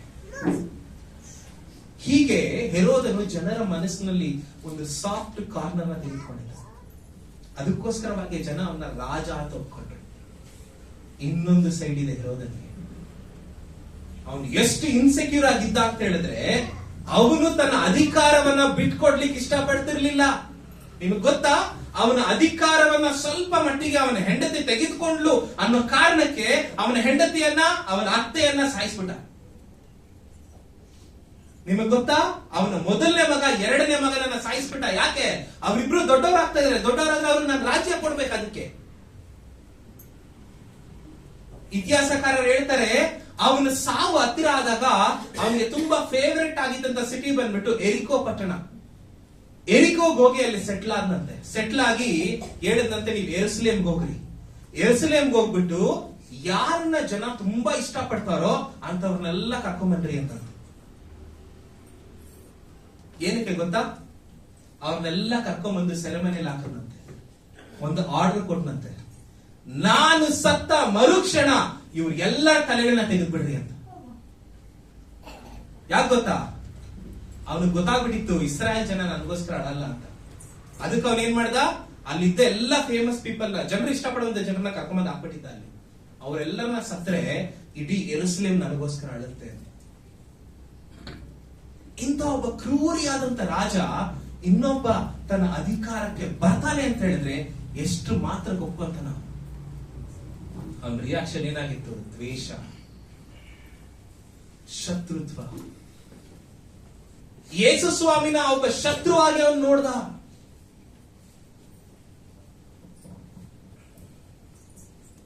ಅವನಿಗೆ ಅಧಿಕಾರವನ್ನ ಕಳ್ಕೊಳ್ಳುವಂತ ಭಯ. ಇವತ್ತು ಕ್ರೈಸ್ತರಾಗಿರುವಂತ ನಾವು ಕೂಡ ಹೆರೋದನ ಹಾಗೆ ಅನೇಕ ಸಮಯಗಳಲ್ಲಿ ಕಾರ್ಯ ಮಾಡ್ತೀವಿ. ಒಪ್ಕೊಳ್ಳಿಕ್ಕೆ ಇಷ್ಟ ಇಲ್ಲ ಅಲ್ಲ ನಮ್ಗೆ, ನಾವೆಲ್ಲ ಅಷ್ಟು ಕೆಟ್ಟವರಲ್ಲ. ಹೆರೋದನ್ ಏನ್ ಮಾಡ್ದ? ಎಲ್ಲರನ್ನ ಸಾಯಿಸ್ತಿದ್ದ, ಅವ್ನಿಗೆ ಅಧಿಕಾರ ಬೇಕಷ್ಟೇ. ಇವತ್ತು ಕ್ರೈಸ್ತರಾಗಿರುವಂತ ನಾವು ಅದನ್ನೇ ಮಾಡ್ತಾ ಇರೋದು. ಯಾಕೆ ಗೊತ್ತಾ? ನಮ್ಮ ಇಷ್ಟ ನಡಿಬೇಕು. ಯೇಸು ಸ್ವಾಮಿ ಇಷ್ಟ ಬಿಟ್ಬಿಟ್ವಿ. ನನ್ನ ಅಧಿಕಾರ ನಡಿಬೇಕು, ನನ್ಗಿರೋ ಮರ್ಯಾದೆ ಕಮ್ಮಿ ಆಗ್ಬಾರ್ದು. ಅದಕ್ಕೆ ನಾವೇನ್ ಮಾಡ್ತೀವಿ? ಹಿಂಗ ಬರ್ಲಿಲ್ವಾ ಪರವಾಗಿಲ್ಲ, ಹಿಂಗಾರ ತಗೊಂಬರ್ತೀನಿ ನಾನು. ನನ್ ಮಾತು ಕೇಳಲ್ವಾ? ಯಾರ ಮಾತು ಕೇಳ್ತಾರೋ ಅವ್ರ ಕೈಯಿಂದಾನೆ ಹೇಳಿಸ್ತೀನಿ ನಾನು. ತುಂಬಾ ಶೋಚನೀಯ ಸಂಗತಿ ಏನ್ ಗೊತ್ತಾ? ಇದು ಸಭೆಯಲ್ಲಿ ನಡೀತಾ ಇದೆ.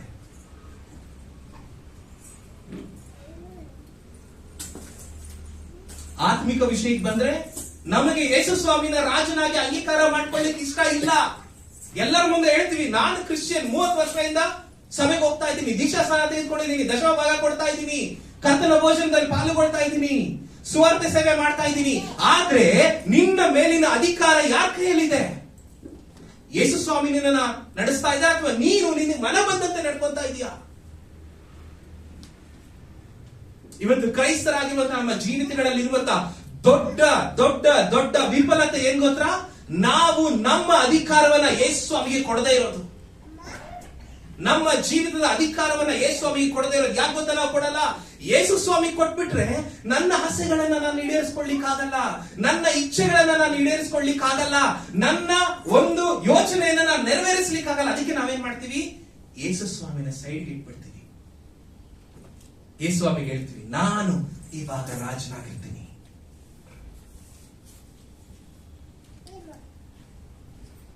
ನಾನಿವಾಗ ರಾಜನಾಗಿರ್ತೀನಿ.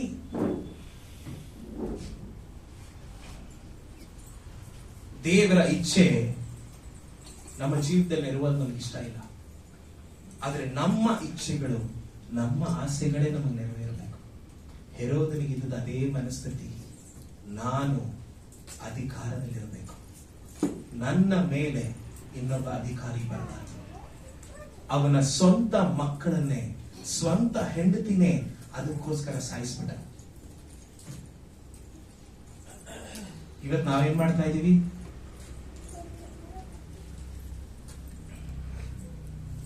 ನಮ್ಮ ಜೀವಿತಗಳಲ್ಲಿ ದೀಕ್ಷಾ ಸ್ನಾನ ತೆಗೆದುಕೊಂಡು ದೇವರ ವಾಕ್ಯವನ್ನ ಕಲಿತಾ, ಸಭೆಗೆ ಬರ್ತಾ, ಕರ್ತನ ಭೋಜನಗಳಲ್ಲಿ ಪಾಲುಗಾರರಾಗಿದ್ದುಕೊಂಡು ಯೇಸುವಿನ ಅವಮಾನ ಮಾಡ್ತಾ ಇದ್ದೀವಿ.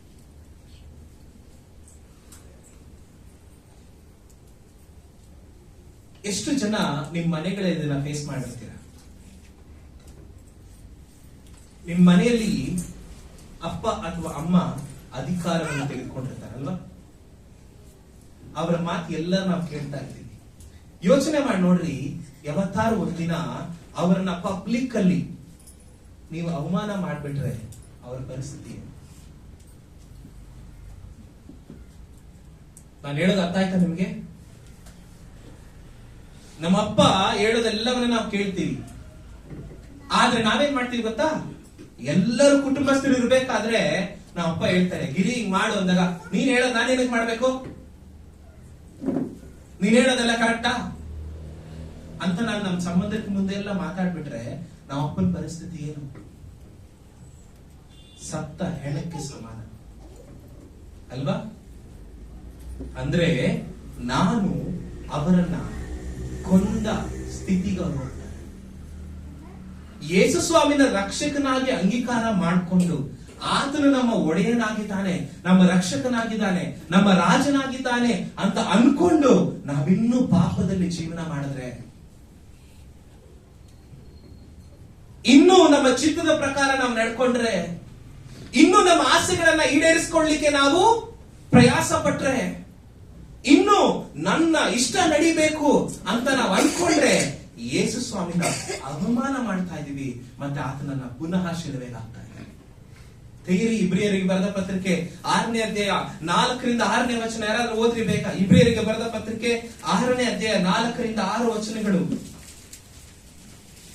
ಒಂದು ಸಾರಿ ಜ್ಞಾನ ಪ್ರಕಾಶದಲ್ಲಿ ಸೇರಿ ಪರಲೋಕದಿಂದಾದ ದಾನದ ಅನುಭವವನ್ನು ಹೊಂದಿ ಪವಿತ್ರಾತ್ಮ ವರದಲ್ಲಿ ಪಾಲುಗಾರರಾಗಿ ದೇವರ ವಾಕ್ಯದ ಶ್ರೇಷ್ಠತೆಯನ್ನು ಮುಂದಣ ಯುಗದ ಮಹತ್ವವನ್ನು ಅನುಭವಿಸಿದವರು ಭ್ರಷ್ಟರಾದರೆ ಅವರಲ್ಲಿ ತಿರುಗಿ ಮಾನಸಾಂತರವನ್ನು ಹೊಂದಿಸುವುದು ಅಸಾಧ್ಯ. ಕರೆಕ್ಟ್. ಮುಂದಕ್ಕೆ. ಯಾಕೆಂದರೆ ಅವರು ತಮ್ಮ ಪಾಲಿಗೆ ದೇವರ ಮಗನನ್ನು ಪುನಃ ಶಿಲುಬೆಗೆ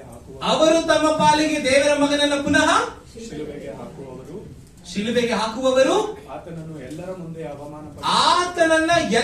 ಮುಂದೆ ಅವಮಾನಪಡಿಸುವವರು ಆಗಿದ್ದಾರೆ. ಯಾರನ್ನ ಅವಮಾನ ಮಾಡ್ತಾ ಇದೀವಿ ನಾವು? ಒಂದು ಕಾಲ ಇತ್ತು. ಏನು? ಒಂದು ಕಾಲ ಇತ್ತು. ಯಾರನ್ನಾರು ಅಂಗಡಿ ಕಳಿಸ್ಬೇಕಾದ್ರೆ ಅವ್ರು ಹೇಳೋದು ಏನಂತ? ಅಲ್ಲಿ ಕ್ರಿಶ್ಚಿಯನ್ ಅಂಗಡಿ ಇದೆ, ಲೋಗೋ ಮೋಸ ಮಾಡಲ್ಲ ಅಂತ. ಕೇಳಿಸ್ಕೊಂಡಿಲ್ವ ನೀವೆಲ್ಲ? ಅದು ಈಗೇನ್ ಹೇಳ್ತಾವ್ರೆ? ಎಲ್ಲ ಬೇಜಾರಾಗೋದು ಏನ್ ಗೊತ್ತಾ? ಎಲ್ಲ ಕ್ರಿಮಿನಲ್ ಹೆಸರುಗಳು ಜಾನೆ, ಎಲ್ಲ ಕ್ರಿಮಿನಲ್ ಹೆಸರುಗಳು ಮಿಕಾಯಿಲೆ.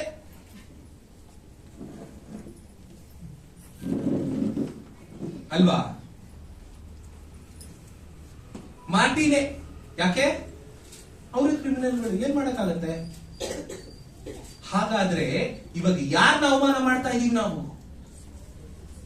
ಯಾರನ್ನ ಶಿಲುಬೆಗೆ ಹಾಕ್ತಾ ಇದೀವಿ ನಾವು?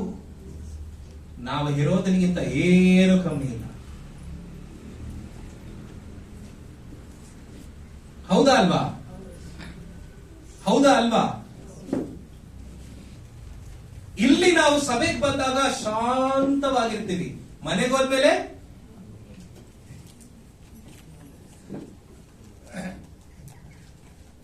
ಕ್ರಾಂತಿ ಹುಟ್ಟುತ್ತೆ ಒಳಗಡೆಯಿಂದ.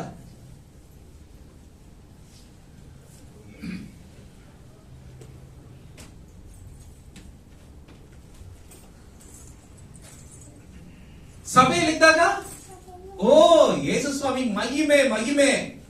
ಎರಡವರು ಲೋಕದಲ್ಲಿ 6 ದಿವಸ 22 ಗಂಟೆ ಏನ್ ಮಾಡ್ತಾ ಇದ್ದೀವಿ? ಆತನನ್ನ ಎಲ್ಲರ ಮುಂದೆ ಅವಮಾನ ಮಾಡ್ತಾ ಇದ್ದೀವಿ. ಅಂತ ಒಂದು ಜೀವಿತವನ್ನ ನಾವು ಜೀವಿಸ್ತಾ ಇದ್ದೀವಿ. ಹಾಗಾದ್ರೆ ಇವತ್ತು ಸಭೆ ಎಚ್ಚರಗೊಳ್ಬೇಕು.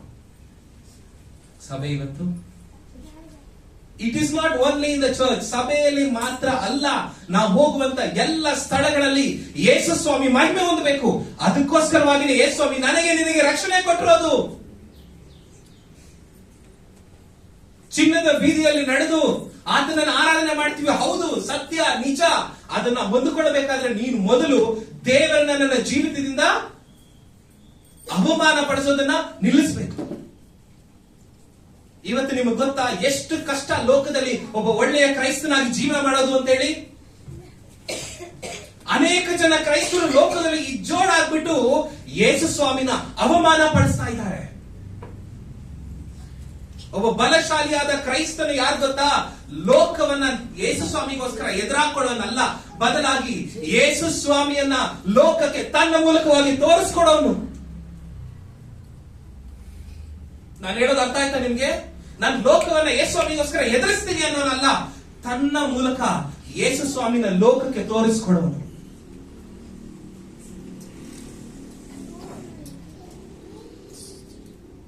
ಇವತ್ತು ನಾವು ಆ ರೀತಿಯಾಗಿ ನಡ್ಕೊಳ್ತಾ ಇದೀವ?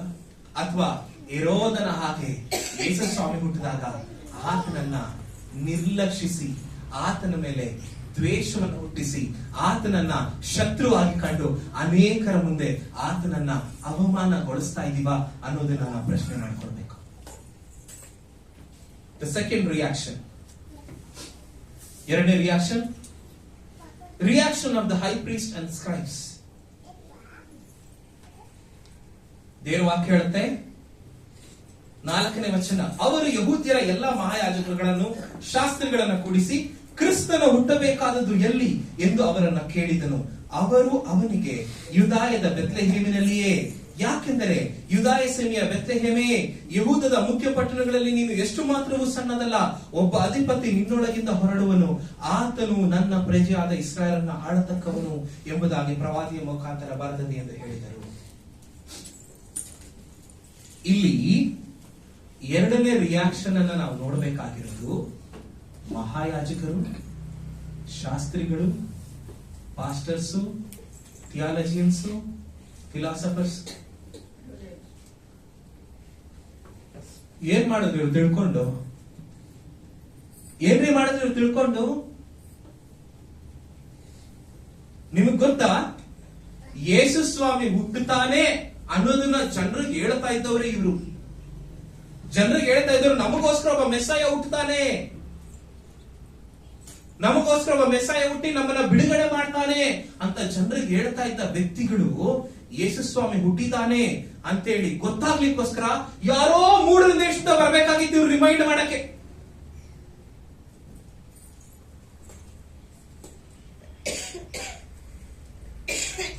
ಕ್ರೈಸ್ತರಾಗಿರುವಂತ ನಾವು ಎಷ್ಟು ಸರಿ ಹಾಗೆ ಮಾಡಿಲ್ಲ.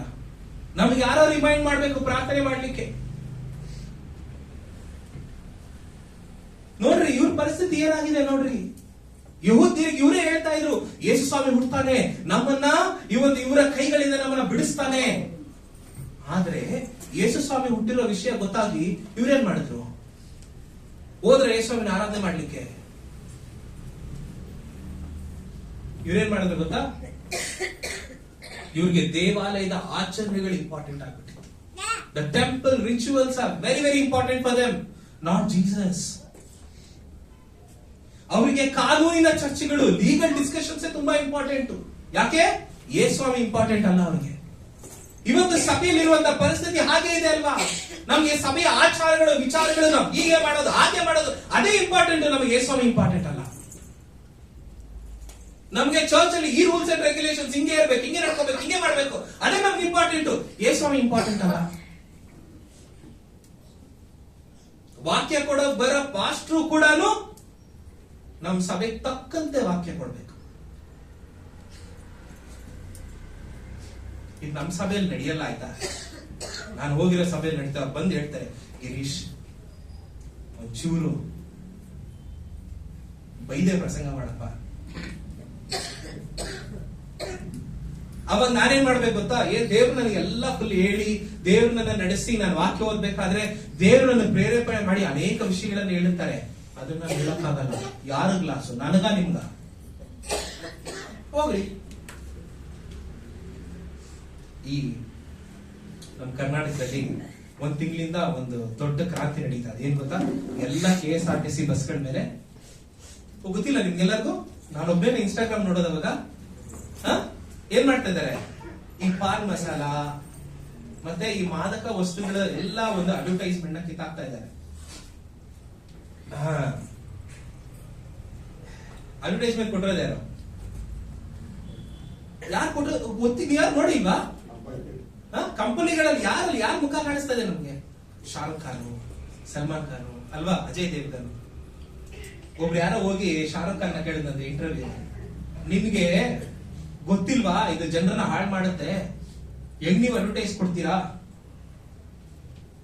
ಅದಕ್ಕೆ ಶಾರುಖ್ ಖಾನ್ ಹೇಳಿದಂತೆ, ಸರ್ಕಾರ ತನ್ನ ಹಣಕಾಸಿಗೆ ಯಾವ ದಾರಿ ಬರುತ್ತೋ ಅದ್ರ ಬಗ್ಗೆ ಅವ್ರು ಯೋಚನೆ ಮಾಡ್ಬೇಕಾದ್ರೆ ನಾನು ನನ್ನ ಫೈನಾನ್ಸ್ ವೇ ಬಗ್ಗೆ ಯಾಕೆ ತಲೆ ಕೆಡಿಸ್ಕೋಬೇಕು? ಸರ್ಕಾರನೇ ತಲೆ ಕೆಡಿಸ್ಕೊಂತ ಇಲ್ಲ, ನಾನೇನು ತಲೆ ಕೆಡಿಸ್ಕೋಬೇಕು? ಇವತ್ತು ಸಭೆಗಳಲ್ಲಾಗಿರುವಂತ ಪರಿಸ್ಥಿತಿ ಅದೇ. ಅನೇಕ ಜನ ದೇವರ ಸೇವಕರು ಅಂತ ಹೇಳ್ಕೊಂಡು ಯೇಸು ಸ್ವಾಮಿನ ಗಮನಿಸದೆ ಇರೋದ್ರಿಂದಾನೇ ಸಭೆಗಳಿರುವಂತ ಜನ ಹೇಳ್ತಾರೆ, ಅಯ್ಯೋ ಪಾಸ್ಟ್ರಿಗೆ ಇಂಪಾರ್ಟೆನ್ಸ್ ಇಲ್ಲ, ನಾನೇನು ಕೊಡ್ಬೇಕು? ಇವರು ಅದೇ ಮಾಡಿದ್ದು. ಯಾರು? ಮಹಾಯಾಜಕರು, ಶಾಸ್ತ್ರಿಗಳು, ದೇವರ ವಾಕ್ಯವನ್ನು ಕಲ್ತ್ಕೊಂಡಂತವ್ರು, ದೇವರ ವಾಕ್ಯದಲ್ಲಿ ನಿಪುಣರು. ಇನ್ನೇನೇನ್ ಹೇಳ್ತೀರಾ ಹೇಳ್ರಿ? ಎಲ್ಲನೂ ಅವ್ರೇನ್ ಮಾಡಿದ್ರು ಗೊತ್ತಾ? ಯೇಸು ಸ್ವಾಮಿ ಹುಟ್ಟಿದ್ದಾರೆ, ಬೆತ್ಲೆಹೇಮಲ್ಲಿ ಹುಟ್ಟಿದ್ದಾರೆ, ಹೋಗು. ಇವ್ರಿಗೆ ಹೋಗಕ್ಕೆ ಇಷ್ಟ ಇಲ್ಲ. ಇವ್ರಿಗೆ ಇಂಪಾರ್ಟೆಂಟ್ ಏನ್ ಗೊತ್ತಾ? The temple rituals. ಇವ್ರಿಗೆ ಇಂಪಾರ್ಟೆಂಟ್ ಏನ್ ಗೊತ್ತಾ? Legal discussions. ಇವ್ರಿಗೆ ಇಂಪಾರ್ಟೆಂಟ್ ಏನ್ ಗೊತ್ತಾ? ಎಷ್ಟು ದುಡ್ಡು ಬರ್ತಾ ಇದೆ, ಎಷ್ಟು ಜನ ಬರ್ತಾ ಇದ್ದಾರೆ.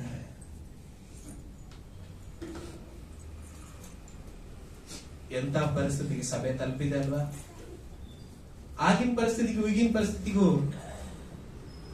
ಸಿಚುವೇಶನ್ಸ್ ಅಥವಾ ವಿಧಾನಗಳು ಬೇರೆ ಇರ್ಬೋದು, ಆದ್ರೆ ಒಂದೇ. ಯಾರಿಗೋಸ್ಕರ ಎಲ್ಲ ಮಾಡ್ತಾ ಇದೀವಿ ನಾವು? ಯೇಸು ಸ್ವಾಮಿ ನಾವು ಬಿಟ್ಬಿಟ್ವಿ, ಪಾಸ್ಟರ್ನ ಇಟ್ಕೊಂಡ್ವಿ.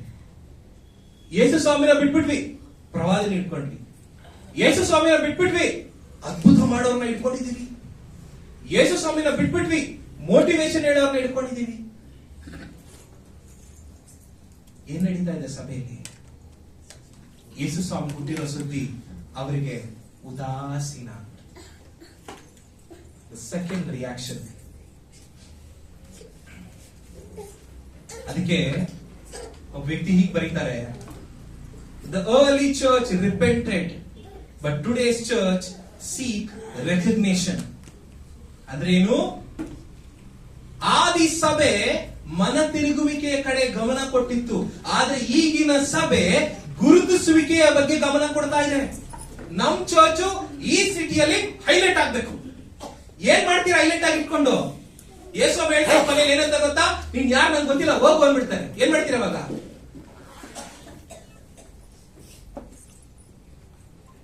Early church worshipped, but today's church have warfare within. ಏನಂತೆ? ಮೊದಲ ಸಭೆ ಆರಾಧನೆ ಗಮನ ಕೊಡ್ತಾ ಇತ್ತು, ಈಗಿನ ಸಭೆಯಲ್ಲಿರುವಂತ ಯುದ್ಧಗಳ ಮೇಲೆ ಗಮನ ಕೊಡ್ತಾ ಇದೆ. ಕುಟುಂಬಗಳ ಮೇಲೆ ಯುದ್ಧ, ಸಹಪಾಲಕರ ಮೇಲೆ ಯುದ್ಧ, ವಿಶ್ವಾಸಿಗಳ ಮೇಲೆ ಯುದ್ಧ, ಸೈತಾನ್ ಮೇಲೆ ಯುದ್ಧ ಮಾಡಿ ಅಂತ ಯೇಸ್ವಾಮಿ ಕರೆದ್ರೆ ನಾವು ಒಳಗಡೆ ಯುದ್ಧ ಮಾಡ್ಕೊಂತ ಇದ್ದೀವಿ. ನಮ್ ಕುಟುಂಬ ಹೈಲೈಟ್ ಆಗ್ಬೇಕು, ನಮ್ ಪಾಸ್ಟರ್ ಹೈಲೈಟ್ ಆಗ್ಬೇಕು, ನಮ್ ಸಭೆ ಹೈಲೈಟ್ ಆಗ್ಬೇಕು. ಯೇಸ್ವಾಮಿನ ಬಿಟ್ಬಿಟ್ರಿ. ನಾನ್ ನಿಮ್ಗೆ ಹೇಳ್ತಾ ಇದ್ದೀನಿ, ಬಟ್ ಇದನ್ನೆಲ್ಲ ನಾನು ಪ್ರಿಪೇರ್ ಮಾಡ್ಬೇಕಾದ್ರೆ ನನ್ ಕಣ್ಣಲ್ಲಿ ತಾನಾಗೆ ನೀರು ಬರ್ತಾರೆ. ಯಾಕೆ ಗೊತ್ತಾ? ನಮ್ ಸಭೆಗಳ ಪರಿಸ್ಥಿತಿ ಹಾಗಾಗ್ಬಿಟ್ಟಿದೆ. ಇವತ್ತು ಯೇಸ್ವಾಮಿ ಬಂದ್ರೆ ಎಷ್ಟು ಜನ ಇಂಥ ಪರಿಸ್ಥಿತಿ ಯೇಸ್ವಾಮಿ ನಮ್ಮನ್ನ ಕರ್ಕೊಂಡು ಹೋಗ್ತಾನೆ ಅಂತ ನಮ್ಗೆ ಗ್ಯಾರಂಟಿ ಇದೆ? ಯೇಸ್ವಾಮಿ ಹೇಳ್ತಾರೆ ಗೊತ್ತಾ? ನೀನ್ ನನಗೆ ಗೊತ್ತಿಲ್ಲ ಅಂತ ಹೇಳ್ಬಿಟ್ಟು ಹೋಗೋದು ಯೇಸ್ವಾಮಿ.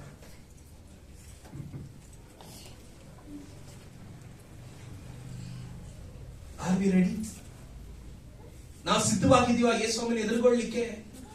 ಯೇಸ್ವಾಮಿಂದ ಎದುರಾಗುವಾಗ ನಾವು ಪರಿಶುದ್ಧತ್ವ ಎಂಬ ಭೂಷಣದೊಡನೆ ಆತನನ್ನು ಎದುರುಗೊಳ್ಳಬೇಕು.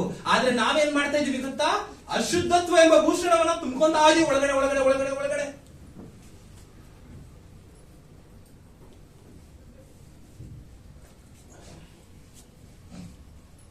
ನಮಗೆ ಸಭೆಯ ಕಾರ್ಯಕ್ರಮಗಳಿಷ್ಟ, ಮುಖ್ಯ. ಹಣದ ಕಾರ್ಯಗಳಿಷ್ಟ, ಆಚರಣೆಗಳಿಷ್ಟ, ಸಭೆಯ ಕಾನೂನು ಇಷ್ಟ, ವೈಯಕ್ತಿಕ ವೃದ್ಧಿ ಇಷ್ಟ, ಕುಟುಂಬ ಇಷ್ಟ, ಜಾತಿ ಇಷ್ಟ, ರಿಲಿಜಿಯಸ್ ಪಾಲಿಟಿಕ್ಸ್ ಇಷ್ಟ. ಇದೆಲ್ಲರ ನಡುವೆ ಸಭೆಯಲ್ಲಿ ಯೇಸು ಸ್ವಾಮಿನ ಮೂಲೆ ಗುಂಪು ಮಾಡ್ಬಿಟ್ಟಿದ್ವಿ.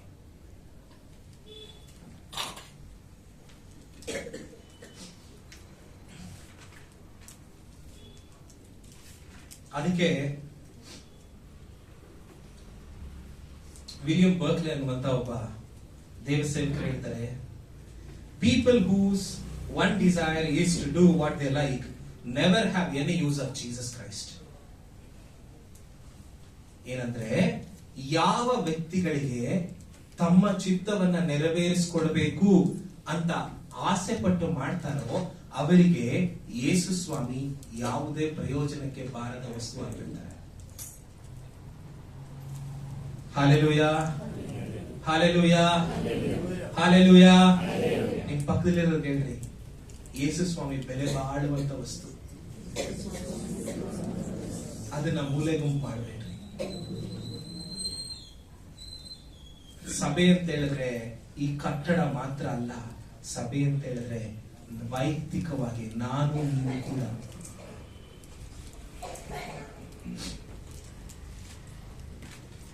ನಮ್ಮೆಲ್ಲರಿಗೂ ಯೇಸು ಸ್ವಾಮಿ ಯಾವುದೇ ವಿಶೇಷತೆ ಇಲ್ಲದೆ ಇರೋ ತರ ಕಾಣಿಸ್ಬಿಡ್ತಾರೆ ಕೆಲವೊಂದ್ಸರಿ.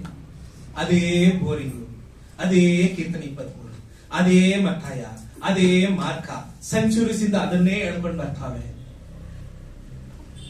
ನೀವು ಗಮನಿಸಿದೀರಾ? 2018ನೇ ಇಸ್ವಿಯಲ್ಲಿ ಜನ ಹೇಳ್ತಾ ಇದ್ರು, ನಾವು ಮುಂದಕ್ಕೆ ಹೋಗ್ತಾ ಇದ್ದೀವಿ, ನಾವು ಮುಂದಕ್ಕೆ ಹೋಗ್ತಾ ಇದ್ದೀವಿ, ನಾವು ಮುಂದಕ್ಕೆ ಹೋಗ್ತಾ ಇದ್ದೀವಿ. 2020-21 ಬರೋಷ್ಟರಲ್ಲಿ ಜನ ಸ್ಟಾರ್ಟ್ ಮಾಡಿದ್ರೆ ಏನಂತ, ಪುನಃ ಹಿಂದಕ್ಕೆ ಹೋಗೋಣ, ತಿರ್ಗಾ ಹಿಂದಕ್ಕೆ ಹೋಗೋಣ. ಯಾಕೆ? ಹಳೆ ಕಾಲದ ಊಟ ಚೆನ್ನಾಗಿತ್ತು, ಹಳೆ ಕಾಲದ ಬಟ್ಟೆ ಚೆನ್ನಾಗಿತ್ತು, ಹಳೆ ಕಾಲದ ಇದು ಚೆನ್ನಾಗಿತ್ತು, ಅದ್ ಚೆನ್ನಾಗಿತ್ತು, ನಾವೇನ್ ಮಾಡೋಣ, ತಿರ್ಗಾ ಹಿಂದಕ್ಕೆ ಹೋಗೋಣ, ಹಿಂದಕ್ಕೆ ಹೋಗೋಣ, ಹಿಂದಕ್ಕೆ ಹೋಗೋಣ.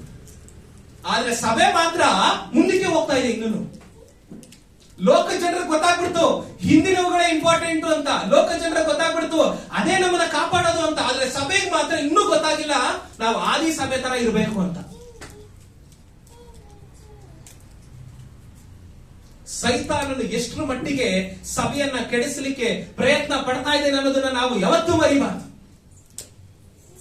ನನ್ನ ಮೂಲಕ, ನಿನ್ನ ಮೂಲಕ ಸೈತಾನನು ಕಾರ್ಯ ಮಾಡಬೇಕು ಅಂತ ಅನ್ಕೊಂಡಾಗ ಪವಿತ್ರಾತ್ಮನು ನಿನಗೆ ಹೇಳ್ತಾನೆ, ಮಗನೇ ಮಗಳೇ, ದಿಸ್ ಇಸ್ ನಾಟ್ ರೈಟ್. ಅವಾಗ ಅದನ್ನ ಸರಿಪಡಿಸ್ಕೊಳ್ರಿ.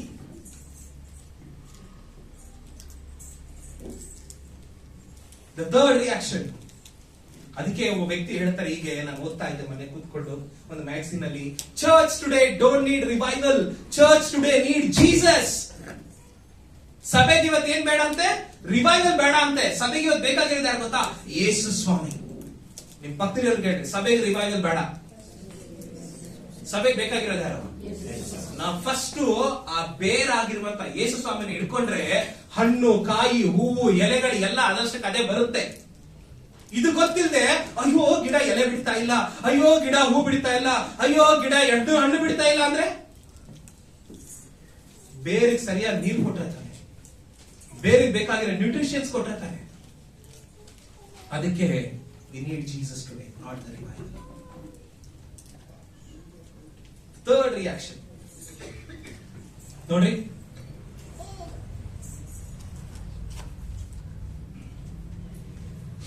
ಏಳು 8. ಆಗ ಹೆರೋದನು ಅವರಿಗೆ ತಿಳಿದಂತೆ ಆ ಜೋಯಿಷರನ್ನು ಕರೆಸಿ ಆ ನಕ್ಷತ್ರ ಕಾಣಿಸಿದ ಕಾಲವನ್ನು ಅವರ ಕಡೆಯಿಂದ ಚೆನ್ನಾಗಿ ತಿಳ್ಕೊಂಡು, ನೀವು ಹೋಗಿ ಆ ಕೂಸಿನ ವಿಷಯದಲ್ಲಿ ಚೆನ್ನಾಗಿ ವಿಚಾರಣೆ ಮಾಡಿರಿ, ಅದು ಸಿಕ್ಕಿದ ಮೇಲೆ ನನಗೂ ತಿಳಿಸಿರಿ, ನಾನು ಬಂದು ಅದಕ್ಕೆ ಅಡ್ಡ ಬೀಳಬೇಕು ಎಂದು ಹೇಳಿ ಅವರನ್ನು ಬೆತ್ಲೆಹೇಮಿಗೆ ಕಳುಹಿಸಿದನು ಅನ್ನೋದರ ವಚನ. ಅವರು ಆ ಮನೆಯೊಳಗೆ ಹೋಗಿ ಆ ಕೂಸನ್ನು ಅದರ ತಾಯಿಯಾದ ಮರಿಯಳ ಬಳಿಯಲ್ಲಿ ಕಂಡು ಅದಕ್ಕೆ ಸಾಷ್ಟಾಂಗ ನಮಸ್ಕಾರ ಮಾಡಿ ತಮ್ಮ ಗಂಟುಗಳನ್ನು ಬಿಚ್ಚಿ ಅದಕ್ಕೆ ಚಿನ್ನ, ಧೂಪ, ರಕ್ತಗೋಳುಗಳನ್ನು ಕಾಣಿಕೆಯಾಗಿ ಕೊಟ್ಟರು. ಇವ್ರು ಯಾರು? ಇಸ್ರಾಯೇಲ್ರಲ್ಲಪ್ಪ, ಜೋಯಿಷರು ಅಂತ ಹೇಳ್ತೀವಲ್ಲ, ಇವ್ರ ಬಗ್ಗೆ ದೊಡ್ಡ ಇತಿಹಾಸ ಇದೆ. ಇವ್ರನ್ನ ಅನೇಕ ಹೆಸರುಗಳಿಂದ ಕರೀತಾರೆ. They call them wise man, they call them magis. And ಯಾಕೆ ಆ ರೀತಿಯ ಕರೀತಾರೆ ನಿಮ್ಗೆ ಗೊತ್ತಾ? ಇವರು ಕೂಡ ಅನ್ಯ ಜನರೇ. ಇವರು ಕೂಡ ಒಂದು ಕಾಲದಲ್ಲಿ ಪರ್ಷಿಯಾ ದೇಶದ ರಾಜನ ವಿರುದ್ಧವಾಗಿ ದಂಗೆ ಎದ್ದವರು. ಆದ್ರೆ ಪರ್ಷಿಯಾ ದೇಶದ ರಾಜ ಇವರನ್ನ ಅಡಗಿಸ್ಬಿಟ್ಟ. ಇವರಿಗೆ ಪರ್ಷಿಯಾ ದೇಶವನ್ನ ಸ್ವಾಧೀನ ಪಡ್ಕೊಳ್ಬೇಕು ಅನ್ನುವಂತ ಆಸೆ ಇತ್ತು, ಆದ್ರೆ ಅವರಿಗೆ ಅದನ್ನ ಸ್ವಾಧೀನ ಮಾಡ್ಕೊಳ್ಳಿಕ್ಕಾಗಿಲ್ಲ. ಅವಾಗ ಅವರಿಗೆ ಒಂದು ಐಡಿಯಾ ಬಂತು. ಏನ್ ಗೊತ್ತಾ ಮಾಡಿದ್ರು? ನಾವು ರಾಜ ಆಗಕ್ ಇಷ್ಟ ಇಲ್ಲ, ನಾವೇನ್ ಮಾಡೋಣ, ನಮ್ಮ ಮಕ್ಕಳಿಗೆ ಚೆನ್ನಾಗಿ ಎಲ್ಲ ಸ್ಕ್ರಿಪ್ಚರ್ಸ್ ನ ಕಳ್ಸೋಣ, ಎಲ್ಲ ಅಲ್ಲಿರುವಂತಹ ದೇಶದ ಎಲ್ಲ ಸ್ಕ್ರಿಪ್ಚರ್ಸ್ ಅನ್ನ ಅವ್ರಿಗೆ ಕಳ್ಸೋಣ, ಅವ್ರನ್ನ ಜ್ಞಾನಿಗಳಾಗಿ ಮಾಡೋಣ. ನಿಮಗ್ ಗೊತ್ತಾ, ಪರ್ಷಿಯಾ ದೇಶದಲ್ಲಿ ಅವರ ದಂಗೆ ಎದ್ದು 15 ವರ್ಷಕ್ಕೆ ಆ ಪರ್ಷಿಯಾ ದೇಶದಲ್ಲಿ ಇರುವಂತಹ ಎಲ್ಲ ದೇವಾಲಯಗಳಲ್ಲಿ ಇದ್ದಂತ ಎಲ್ಲ ಪ್ರೀಸ್ಟ್ ಬಂದ್ಬಿಟ್ಟು ಇವರ ಸಂಬಂಧಿಕರು. ಅವ್ರಿಗೆ ಅರ್ಥ ಆಗೋಯ್ತು, ನಾವು ಅಧಿಕಾರ ನಡೆಸಬೇಕಂದ್ರೆ ರಾಜ ಆಗೋ ಅವಶ್ಯಕತೆ ಇಲ್ಲ, ನಾವೇನ್ ಮಾಡೋಣ, ಪ್ರೀಸ್ಟ್ ಗಳಾಗ್ಬಿಡೋಣ, ಧರ್ಮ ನಾಯಕರಾಗ್ಬಿಡೋಣ. ಇನ್ನೂ ಸ್ವಲ್ಪ ಜನ ಏನ್ ಮಾಡಿದ್ರು, ಧರ್ಮ ನಾಯಕರು ಎಲ್ಲ ಕಡೆ ಅವರೇ ಇದ್ದಾರೆ ಅಂತ ಹೇಳಿ ಇವ್ರು ಏನ್ ಮಾಡಿದ್ರು, ಆ ಸ್ಕ್ರಿಪ್ಚರ್ ನ ಹೆಚ್ಚಾಗಿ ಕಲ್ತ್ಕೊಂಡಾಗ ಹೊಸ ಸ್ಕೂಲ್ ಸ್ಟಾರ್ಟ್ ಮಾಡಿದ್ರು. ಏನಕ್ಕೆ? ನಾವು ಎಜುಕೇಶನ್ ಅನ್ನ ಹಿಡಿದ್ರೆ ಲೋಕನ ಹಿಡಿಬಹುದು ಅಂತ ಹೇಳಿ. ಇನ್ನೂ ಸ್ವಲ್ಪ ಜನ ಏನ್ ಮಾಡಿದ್ರು ಗೊತ್ತಾ, ಈ ಸ್ಕ್ರಿಪ್ಚರ್ ಜ್ಞಾನ ಜಾಸ್ತಿ ಆಗಿದ್ದರಿಂದ ಈ ಬ್ಲಾಕ್ ಮ್ಯಾಜಿಕ್, ಮಾಟ ಮಂತ್ರ, ಈ ಕಾರ್ಯಗಳನ್ನ ಮಾಡ್ಲಿಕ್ಕೆ ತೊಡಗಿಸ್ಕೊಂಡ್ರು. ಹಾಗಾಗಿ ಇವ್ರನ್ನ ವೈಸ್ ಮ್ಯಾನ್ ಅಂತಾನೂ ಕರೀತಾರೆ, ಮ್ಯಾಗಿಸ್ ಅಂತಾನೂ ಕರೀತಾರೆ, ಜೋಯಿಸ್, ಅಸ್ಟ್ರಾಲಜರ್ಸ್ ಅಂತಾನೂ ಕರೀತಾರೆ. ಇವರು ನಕ್ಷತ್ರವನ್ನ ಕಂಡ ದಿನ ಅವ್ರಿಗೆ ಅರ್ಥ ಆಯ್ತು, ಲೋಕಕ್ಕೆ ಒಬ್ಬ ಒಳ್ಳೆ ರಾಜ, ಬಲಶಾಲಿಯಾದ ರಾಜ ಹುಟ್ಟಿದ್ದಾನೆ. ಯಾರಿಗೆ? ವಿಶ್ವಾಸಿಗಳಿಗಲ್ಲ, ಚರ್ಚಿಗೆ ಬರೋರ್ಗಲ್ಲ. ಯಾರಿಗೆ? ಚರ್ಚ್ ಅಲ್ಲಿ 30 ವರ್ಷದಿಂದ ಚೇರ್ ಬಿಸಿ ಮಾಡೋರ್ಗಲ್ಲ. ಯಾರಿಗೂ ಗೊತ್ತಾ? ಲೋಕದಲ್ಲಿ ಯಾವನೋ ಒಬ್ಬ, ಅವನಿಗೆ ಯೇಸುವಿಗೆ ಆರಾಧನೆ ಗೊತ್ತಿಲ್ಲ, ಅವನಿಗೆ ಗೊತ್ತಾಯ್ತು, ಓ ಲೋಕದ ರಾಜ ಹುಟ್ಟಿದಾನೆ, ಅವನನ್ನ ನಾವು ನೋಡ್ಬೇಕು, ಅವನನ್ನ ನಾವು ಆರಾಧನೆ ಮಾಡಬೇಕು ಅಂತ ಏನ್ ಮಾಡಿದ್ರು ಗೊತ್ತಾ? ಅವರು ಟ್ರಾವೆಲ್ ಮಾಡಕ್ ಶುರು ಮಾಡಿದ್ರು. ಎಷ್ಟು ವರ್ಷ ಟ್ರಾವೆಲ್ ಮಾಡಿದ್ದಾರೆ ಗೊತ್ತಾ ನಿಮ್ಗೆ? ಅವರು 1.5 ವರ್ಷ ಟ್ರಾವೆಲ್ ಮಾಡಿದ್ದಾರೆ. ಅದಕ್ಕೆ ಹೆರೋದ ಏನ್ ಮಾಡ್ದ, ಇವ್ರು ವಾಪಸ್ ಬರ್ಲಿಲ್ಲ ಅಂತ ಗೊತ್ತಾಗಿ 2 ವರ್ಷದ ಒಳಗಡೆ ಎಲ್ಲ ಮಕ್ಕಳನ್ನ ಸಾಯಿಸ್ಬಿಟ್ಟಿದ್ದಾರೆ. ಯಾಕೆ ಗೊತ್ತಾ? ಅವ್ನಿಗೆ ತಿಳ್ಕೊಂಡ ಅವ್ರು ಯಾವ ಕಾಲದಲ್ಲಿ ಅವರಿಗೆ ನಕ್ಷತ್ರ ಕಾಣಿಸ್ತು ಅಂತ. ಅದನ್ನೇ ನೋಡ್ರಿ, 7ನೇ ವಚನ ಹೇಳುತ್ತೆ, ಆ ನಕ್ಷತ್ರ ಕಾಣಿಸಿದ ಕಾಲವನ್ನು ಅವರ ಕಡೆಯಿಂದ ಚೆನ್ನಾಗಿ ತಿಳ್ಕೊಂಡ. ಅಂದ್ರೆ 1.5 ವರ್ಷಗಳ ಕಾಲ ಅವರು ತಮ್ಮ ಬಹುಮಾನಗಳನ್ನ ಎತ್ಕೊಂಡು, ತಮ್ಮ ಮನಸ್ಸುಗಳನ್ನ ಸಿದ್ಧಪಡಿಸಿಕೊಂಡು ಲೋಕದ ರಾಜನನ್ನ ಎದುರುಗೊಳ್ಳಿಕ್ಕೆ ಬಂದ್ರು. ಆದ್ರೆ ನಮಗೆ ಬೆಳಗ್ಗೆ ಎದ್ದು ರೆಡಿಯಾಗಿ ಚರ್ಚಿಗೆ ಬರಕ್ ಆಗ್ತಾ ಇಲ್ಲ. 1.5 ವರ್ಷ ರೀ ಟ್ರಾವೆಲ್. ತಮಾಷೆನಾ? ನಮ್ಗೆ 5 ದಿನ ಎಲ್ಲ ಟ್ರಾವೆಲ್ ಮಾಡಿದ್ರೆ ಇರಿಟೇಟ್ ಆಗ್ಬಿಡುತ್ತೆ. ಒಂದಿನ ನನ್ನ ಫ್ರೆಂಡ್ಸ್ ಎಲ್ಲ ಸೇರ್ಕೊಂಡು ಹೇಳಿದ್ರು, ಗಿರಿ ನಾವೊಂದು ಕೆಲಸ ಮಾಡೋಣ, ಈ ಕಡೆ ಭಾರತ ದೇಶದ ಅಮೃತ್ಸರ್ ಇಂದ ಈ ಕಡೆ ಭಾರತ ದೇಶದಲ್ಲಿರೋ ಹೌರಾ, ಈ ಕಡೆ ಎಂಡಿಂದ ಈ ಕಡೆ ಎಂಡ್ವರೆಗೂ ನಾವು ಟ್ರೈನ್ ಅಲ್ಲಿ ಹೋಗೋಣ ಅಂತ. ನಾನು ಜೋಶೆ ಹೋಗೋಣ. ಅವಾಗ ಆ ಟ್ರೈನ್ ನೋಡಿದ್ರೆ ಪ್ಯಾಸೆಂಜರ್ ಎಲ್ಲಾ ಕಡೆ ನಿಲ್ಸ್ಕೊಂಡು ಹೋಗುತ್ತಾ ಟ್ರೈನ್. ಒಂದು ಏರಿಯಾಗೆ ಬಂದ್ಮೇಲೆ ಸೂಪರ್ ಫಾಸ್ಟ್ ಅದು, ಆಮೇಲೆ ಇನ್ನೊಂದು ಜಾಗಕ್ಕೆ ಹೋಗಿದ ತಕ್ಷಣ ಅಲ್ಲಿಂದ ಪ್ಯಾಸೆಂಜರ್ ಅದು. 3 ದಿವಸ ಟ್ರೈನ್ ಅಲ್ಲಿ. ಒಂದು ದಿವಸಕ್ಕೆ ನಾನು ಸುಸ್ತಾಗ್ಬಿಟ್ಟು ಯಾವನ್ ಐಡಿಯಾ ಕೊಟ್ನೋ ಅವನ್ನ ಬೈದಿದ್ದೀನಿ. ಸರಿಯಾಗಿ ಊಟ ಇಲ್ಲ, ಸರಿಯಾಗಿರೋ ರೆಸ್ಟ್ ರೂಮ್ ಇಲ್ಲ. ಮಗನೇ ನೀನ್ ಕೊಟ್ಟಲ್ಲ ಐಡಿಯಾ, ನಿನ್ನಿಂದ ಎಷ್ಟು ಕಷ್ಟ ಪಡ್ಬೇಕಾಗಿದೆ ನಾವು ಒಂದು ಬೈತಿದ್ದೀನಿ. ಇವ್ರು 1.5 ವರ್ಷಗಳ ಕಾಲ ಟ್ರಾವೆಲ್ ಮಾಡಿದ್ರು. ನಮ್ ತರ ಅವ್ರಿಗೆ AC ಟ್ರೈನ್ ಇರ್ಲಿಲ್ಲ, ಒಂಟೆಗಳ ಮೇಲೆ ಹೋಗ್ಬೇಕಾಗಿತ್ತು, ಕತ್ತೆಗಳ ಮೇಲೆ ಹೋಗ್ಬೇಕಾಗಿತ್ತು. ಯೋಚನೆ ಮಾಡಿ ನೋಡ್ರಿ, 1.5 ವರ್ಷಕ್ಕೆ ಒಂದೇ ಒಂಟೆ ನಡೆಯಕ್ಕಾಗುತ್ತಾ? ಎಷ್ಟು ದುಡ್ಡು ಖರ್ಚು ಮಾಡಿರ್ಬೇಕು ಅವರು, ಎಷ್ಟು ಪ್ರಯಾಸ ಪಟ್ಟಿರ್ಬೇಕು, ಎಷ್ಟು ಕಡೆ ರಾತ್ರಿ ಉಳ್ಕೊಂಡಿರ್ಬೇಕು, ಎಷ್ಟು ಕಡೆ ಅವ್ರಿಗೆ ಊಟ ಸಿಗದೆ ಇರ್ಬೋದು, ಎಷ್ಟು ಕಡೆ ಅವ್ರಿಗೆ ಇಷ್ಟ ಆಗದೆ ಇರೋ ಜಾಗ ಸಿಗದೆ ಇರ್ಬೋದು. ಅದೆಲ್ಲವನ್ನ ದಾಟ್ಕೊಂಡು ಅವ್ರು ಯೆರೂಸಲೇಮಿಗೆ ಬರ್ತಾ ಇದ್ದಾರೆ. ಯಾಕೆ ಗೊತ್ತಾ? ಲೋಕದ ರಾಜನನ್ನ ಎದುರುಗೊಳ್ಳಿಕ್ಕೆ ಇವತ್ತು ನಾವು ಅಷ್ಟು ಪ್ರಯಾಸ ಪಡ್ತಾ ಇದೀವಿ ಯೇಸುಸ್ವಾಮಿಗೋಸ್ಕರ. ಯೇಸುಸ್ವಾಮಿನ ನೋಡ್ಲಿಕ್ಕೆ, ಯೇಸುಸ್ವಾಮಿನ ಆರಾಧನೆ ಮಾಡ್ಲಿಕ್ಕೆ, ಯೇಸುಸ್ವಾಮಿನ ಲೋಕದ ಜನರಿಗೆ ರಕ್ಷಕನನ್ನ ತೋರಿಸ್ಕೊಡ್ಲಿಕ್ಕೆ ನಮ್ಮಲ್ಲಿ ಎಷ್ಟು ಪ್ರಯಾಸ ಇದೆ.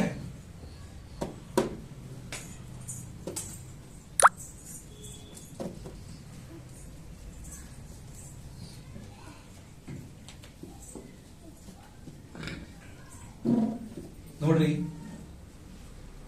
ಅವರು ಯೇಸುಸ್ವಾಮಿನ ಹುಡುಕಿದ್ರು, ಯೇಸುಸ್ವಾಮಿನ ಆರಾಧನೆ ಮಾಡಿದ್ರು, ಯೇಸುಸ್ವಾಮಿಗೆ ತಮ್ಮನ್ನ ತಾವು ಅರ್ಪಿಸ್ಕೊಂಡು ಅವ್ರೇನ್ ಮಾಡಿದ್ರು? ಯೇಸುಸ್ವಾಮಿನ ಹುಡುಕಿದ್ರು, ಯೇಸುಸ್ವಾಮಿನ ಆರಾಧನೆ ಮಾಡಿದ್ರು, ಯೇಸುಸ್ವಾಮಿಗೆ ತಮ್ಮನ್ನ ತಾವು ಅರ್ಪಿಸ್ಕೊಂಡ್ರು. ಇವತ್ತು ದೇವರು ನಮ್ಮಿಂದ ಎದುರು ನೋಡೋದಿದ್ದೇನೆ, ನಾವು ಆತನನ್ನ ಹುಡುಕಬೇಕು.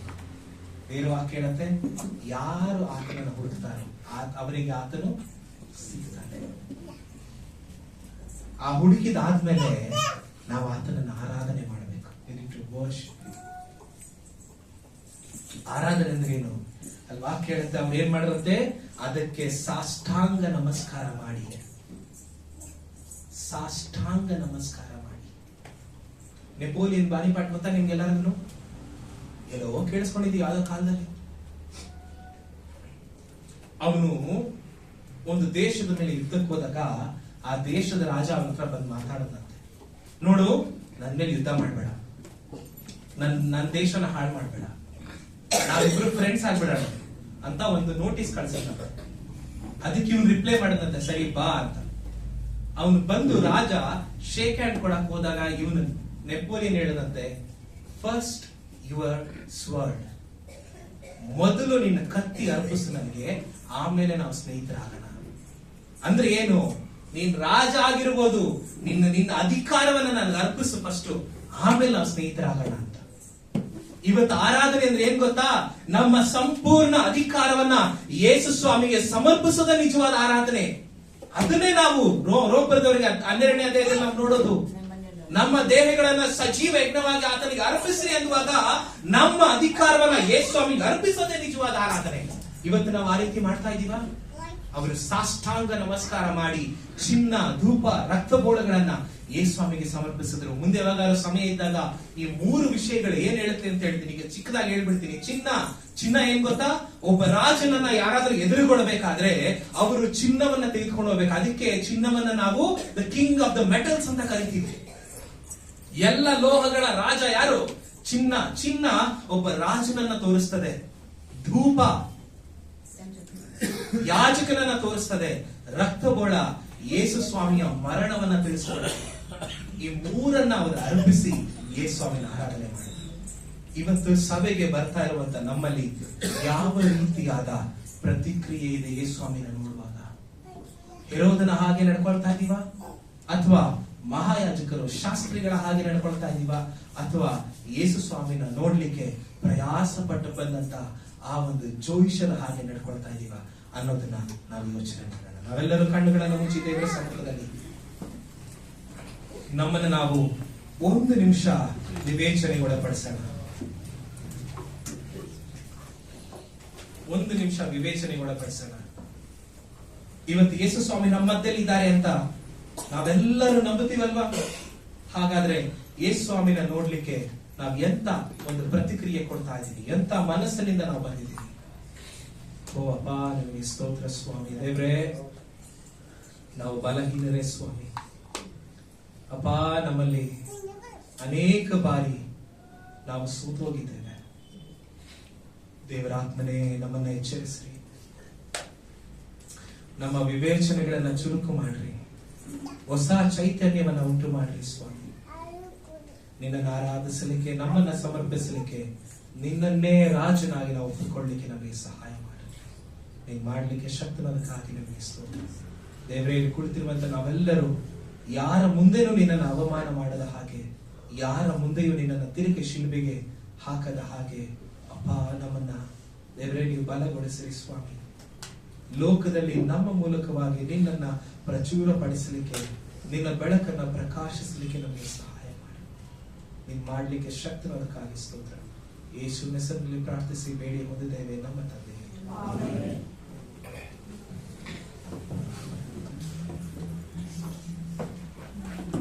ಕರ್ತನ ಪವಿತ್ರ ನಾಮಕ್ಕೆ ಮಹಿಮೆ ಉಂಟಾಗಲಿ. ಸುಂದರವಾದಂತಹ ವಾಕ್ಯಗಳನ್ನ ತಿಳಿಸುವುದರ ಮೂಲಕ ನಾವು ನಮ್ಮ ಪ್ರತಿಕ್ರಿಯೆ ಏನಿರಬೇಕು ಎಂಬುದನ್ನು ತಿಳ್ಕೊಳ್ಳುವಂತೆ ಪರಿಶುದ್ಧಾತ್ಮ ದೇವರು ಸಹಾಯ ಮಾಡಿದ್ದಾರೆ. ನಾವೆಲ್ಲರೂ ಎದ್ದು ನಿಂತುಕೊಳ್ಳೋಣ. ಕೊನೆಯದಾಗಿ ಒಂದು ವಾಕ್ಯ ನೋಡಿಕೊಂಡು ನಾವು ಪ್ರಾರ್ಥನೆ ಮಾಡಿ ಅಂತ್ಯಾಶೀರ್ವಾದವನ್ನು ಪಡೆದುಕೊಳ್ಳೋಣ. ಕೀರ್ತನೆಗಳ ಪುಸ್ತಕದಲ್ಲಿ 14 ಅದರ 2ನೇ ವಚನ ಹೀಗೆ ಹೇಳುತ್ತದೆ: ಮನುಷ್ಯರಲ್ಲಿ ತನ್ನ ಸಾನ್ನಿಧ್ಯವನ್ನು ಅಪೇಕ್ಷಿಸುವ ಬುದ್ಧಿವಂತರು ಇದ್ದಾರೋ ಎಂದು ಯೆಹೋವನು ಆಕಾಶದಿಂದ ಮನುಷ್ಯರನ್ನ ನೋಡುತ್ತಾನೆ ಎಂಬುದಾಗಿ. ನಾವು ಪ್ರತಿದಿನವೂ ಕರ್ತನ ಸಾನ್ನಿಧ್ಯವನ್ನು ಅಪೇಕ್ಷಿಸುವಂತವರಾಗೋಣ. ಜೋಯಿಸರು ಯಾವ ರೀತಿಯಿಂದ ಸುಮಾರು ದಿವಸಗಳ ಕಾಲ ಪ್ರಯಾಣ ಮಾಡಿಕೊಂಡು ಬಂದು ಕರ್ತನಾದ ಯೇಸು ಕ್ರಿಸ್ತನನ್ನು ಮಗುವಾಗಿದ್ದಾಗ ಸಂಧಿಸಿ ತಮ್ಮ ಕಾಣಿಕೆಗಳನ್ನು ಅರ್ಪಿಸುವುದರ ಮೂಲಕ ಆತನನ್ನು ಘನಪಡಿಸಿದ್ರು. ಅದೇ ರೀತಿಯಿಂದ ನಾವು ಕೂಡ ಪ್ರತಿದಿನವೂ ಕೂಡ ನಮ್ಮ ಜೀವಿತದಲ್ಲಿ ಕರ್ತನ ಸಾನ್ನಿಧ್ಯವನ್ನು ಅಪೇಕ್ಷಿಸುವವರಾಗೋಣ. ಆತನು ನಮ್ಮಂಥವರನ್ನೇ ಹುಡುಕ್ತಾ ಇದ್ದಾನೆ. ನನ್ನ ಸಾನ್ನಿಧ್ಯವನ್ನು ಯಾರು ಅಪೇಕ್ಷಿಸುತ್ತಾರೆ ಅನ್ನುವಂಥವರನ್ನೇ ಹುಡುಕ್ತಾನೆ, ಬೇರೆ ಬೇರೆ ರೀತಿಯಿಂದ ಬರುವಂಥವರನ್ನಲ್ಲ. ಸೊ ಅದನ್ನೆಲ್ಲ ಅವ್ರು ಹೇಳಿದ್ರು. ಸೊ ನಾವು ಚರ್ಚಿಗೆ ಯಾಕೆ ಬರ್ತೇವೆ ಎಂಬುವಂತ ಅನೇಕ ಸಂಗತಿಗಳನ್ನು ತಿಳಿಸಿದ್ರು. ಅದೆಲ್ಲವನ್ನು ನಾವು ಪಕ್ಕಕ್ಕಿಡೋಣ. ದೇವರು ತನ್ನ ಸಾನ್ನಿಧ್ಯವನ್ನು ಅಪೇಕ್ಷಿಸುವಂಥವ್ರ ಬಗ್ಗೆ ಹಾತೊರಿತಾ ಇದ್ದಾನೆ, ಹುಡುಕ್ತಾ ಇದ್ದಾನೆ. ಆದ್ದರಿಂದ ದೇವರು ನನ್ನನ್ನ ಇವತ್ತು ತನ್ನ ಸನ್ನಿಧಾನದಲ್ಲಿ ನೋಡುವುದಕ್ಕಾಗಿ ಬಯಸುತ್ತಾನೆ ಎಂಬುವಂತ ಈ ಧೋರಣೆಯನ್ನ ನಾವು ಇಟ್ಕೊಂಡಂತವರಾಗಿ ಪ್ರತಿದಿನವೂ ಕೂಡ ಆತನ ಸಮ್ಮುಖದಲ್ಲಿ ಬರುವಂತವರಾಗೋಣ. ಪ್ರಾರ್ಥನೆ ಮಾಡಿದ ಮೇಲೆ ನಮ್ಮ ಹಿರಿಯ ಅಯ್ಯನವರು ನಮಗೆ ಅಂತ್ಯ ಆಶೀರ್ವಾದವನ್ನು ಕೊಡುವಂತವರಾಗಿದ್ದಾರೆ. ಪ್ರೀತಿ ಸ್ವರೂಪನಾದ ತಂದೆಯಾದ ದೇವರೇ, ನಿನಗೆ ಅನಂತ ಕೋಟಿ ಸ್ತೋತ್ರಗಳನ್ನು ಸಲ್ಲಿಸುವಂತವರಾಗಿದ್ದೇವೆ. ಈ ದಿವಸ ನಾವು ಕೇಳಿಸಿಕೊಂಡಂತ ವಾಕ್ಯಗಳಿಗೆ ನಮ್ಮನ್ನು ನಾವು ಒಪ್ಪಿಸಿಕೊಟ್ಟಂತವರಾಗಿ ನೀನು ಎಂಥವರನ್ನು ಅಪೇಕ್ಷಿಸುತ್ತಿ ಎಂಬುವಂಥದ್ದನ್ನು ತಿಳಿದವರಾದ ಕಾರಣ ನಾವು ನಮ್ಮನ್ನೇ ನಿನಗೆ ಪ್ರತಿದಿನವೂ ಸಜೀವ ಯಜ್ಞವಾಗಿ ಸಮರ್ಪಿಸಿಕೊಳ್ಳುತ್ತಾ ಈ ಲೋಕದಲ್ಲಿ ಅನ್ಯ ಜನರ ಮುಂದೆ ನಿನ್ನನ್ನು ಪ್ರಕಟಪಡಿಸಿ ಒಬ್ಬರಾಗಿ ಜೀವಿಸಲು ಸಹಾಯವನ್ನು ದಯಪಾಲಿಸು. ಬಂದಂತ ಎಲ್ಲ ಮಕ್ಕಳನ್ನು ಆಶೀರ್ವದಿಸು ಸ್ವಾಮಿ. ಲೋಕದೊಳಗೆ ಕಳೆಯುವಂತ ಒಂದೊಂದು ಗಳಿಗೆಯೂ ಕೂಡ ಅದು ನಿನ್ನ ನಾಮದ ಮಹಿಮೆಗಾಗಿ ಜೀವಿಸುವಂತೆ ಕೃಪೆ ಕೊಡು. ಎಲ್ಲರ ಕೆಲಸಗಳನ್ನು ಆಶೀರ್ವದಿಸು, ಪ್ರಯಾಣಗಳನ್ನು ಆಶೀರ್ವದಿಸು, ಪ್ರಾರ್ಥನೆಗಳನ್ನು ಆಶೀರ್ವದಿಸು. ವಿಶೇಷವಾಗಿ ಮಕ್ಕಳು ಕರ್ತನೆ ಪರೀಕ್ಷೆಗಳಿಗಾಗಿ ಸಿದ್ಧವಾಗ್ತಾ ಇದ್ದಾರೆ. ಆದ್ರಿಂದ ಮಕ್ಕಳು ಪರೀಕ್ಷೆಗಳಿಗಾಗಿ ಸಿದ್ಧವಾಗುತ್ತಿರುವಾಗ ನೀನು ತಾನೇ ಅವ್ರಿಗೆ ಬೇಕಾದಂತ ವಿವೇಕವನ್ನು ಅನುಗ್ರಹಿಸು, ಜ್ಞಾಪಕ ಶಕ್ತಿಯನ್ನು ದಯಪಾಲಿಸಿಕೊಡು. ವೃದ್ಧಾಪದಲ್ಲಿರ್ತಕ್ಕಂಥವರಿಗಾಗಿ ಪ್ರಾರ್ಥಿಸುತ್ತೇವೆ, ಅವರಿಗೆ ಬಲವಾಗಿರು ಕರ್ತನೆ. ಯಾರಾದರೂ ಕಾಯಿಲೆಗಳಿಂದ ಬಾಧೆ ಪಡ್ತಕ್ಕಂಥವರಾಗಿದ್ದರೆ ಅಂತವರನ್ನು ನೆನಪು ಮಾಡಿಕೊಳ್ತಾ ಇದ್ದೇವೆ. ನಿನ್ನ ಸ್ವಸ್ಥತೆಯ ಹಸ್ತ ಅವರ ಮೇಲೆ ಚಾಚಲಿ ಸ್ವಾಮಿ. ನಿನ್ನ ವಾಸನೆಗಳಿಂದ ಅವರನ್ನು ಗುಣಪಡಿಸು. ವಾಕ್ಯದ ಬೆಳಕಿನಲ್ಲಿ ನಾವೆಲ್ಲರೂ ಮುಂದಿನ ದಿವಸ ನಿನ್ನ ನಾಮದ ಘನತೆಗಾಗಿ ಜೀವಿಸುವ ಹಾಗೆ ಕೃಪೆಯನ್ನು ದಯಪಾಲಿಸಿ ಎಂಬುದಾಗಿ ನಮ್ಮನ್ನು ನಾವು ನಿನ್ನ ಕರಗಳಲ್ಲಿ ಒಪ್ಪಿಸಿಕೊಡುತ್ತಾ ಈ ಪ್ರಾರ್ಥನೆಯನ್ನು ಯೇಸು ಕ್ರಿಸ್ತನ ನಾಮದಲ್ಲಿ ದೀನತೆಯಿಂದ ಬೇಡಿ ಹೊಂದಿದ್ದೇವೆ ನಮ್ಮ ತಂದೆಯೇ, ಆಮೇನ್. ನನ್ನ ಮನವೇ ಯೆಹೋವನನ್ನು ಕೊಂಡಾಡು, ನನ್ನ ಮನವೇ ಯೆಹೋವನನ್ನು ಕೊಂಡಾಡು, ಆತನು ಮಾಡಿದ ಕಾರ್ಯಗಳಲ್ಲಿ ಒಂದನ್ನೂ ಮರೆಯಬೇಡ. ಆಮೇನ್. ನಮ್ಮ ಕರ್ತರಾದ ಯೇಸು ಕ್ರಿಸ್ತರ ಕೃಪೆಯು, ತಂದೆಯಾದ ದೇವರ ಪ್ರೀತಿಯು, ಪವಿತ್ರಾತ್ಮರ ಅನನ್ಯತೆ ಸಹವಾಸವು ಇಂದಿಗೂ ಇದು ಸದಾ ಕಾಲವು ನಮ್ಮೆಲ್ಲರೊಡನೆ ನಿರಂತರವಾಗಿ ನೆಲೆಗೊಂಡಿರಲಿ. Praise the Lord. Praise the Lord. Praise the Lord.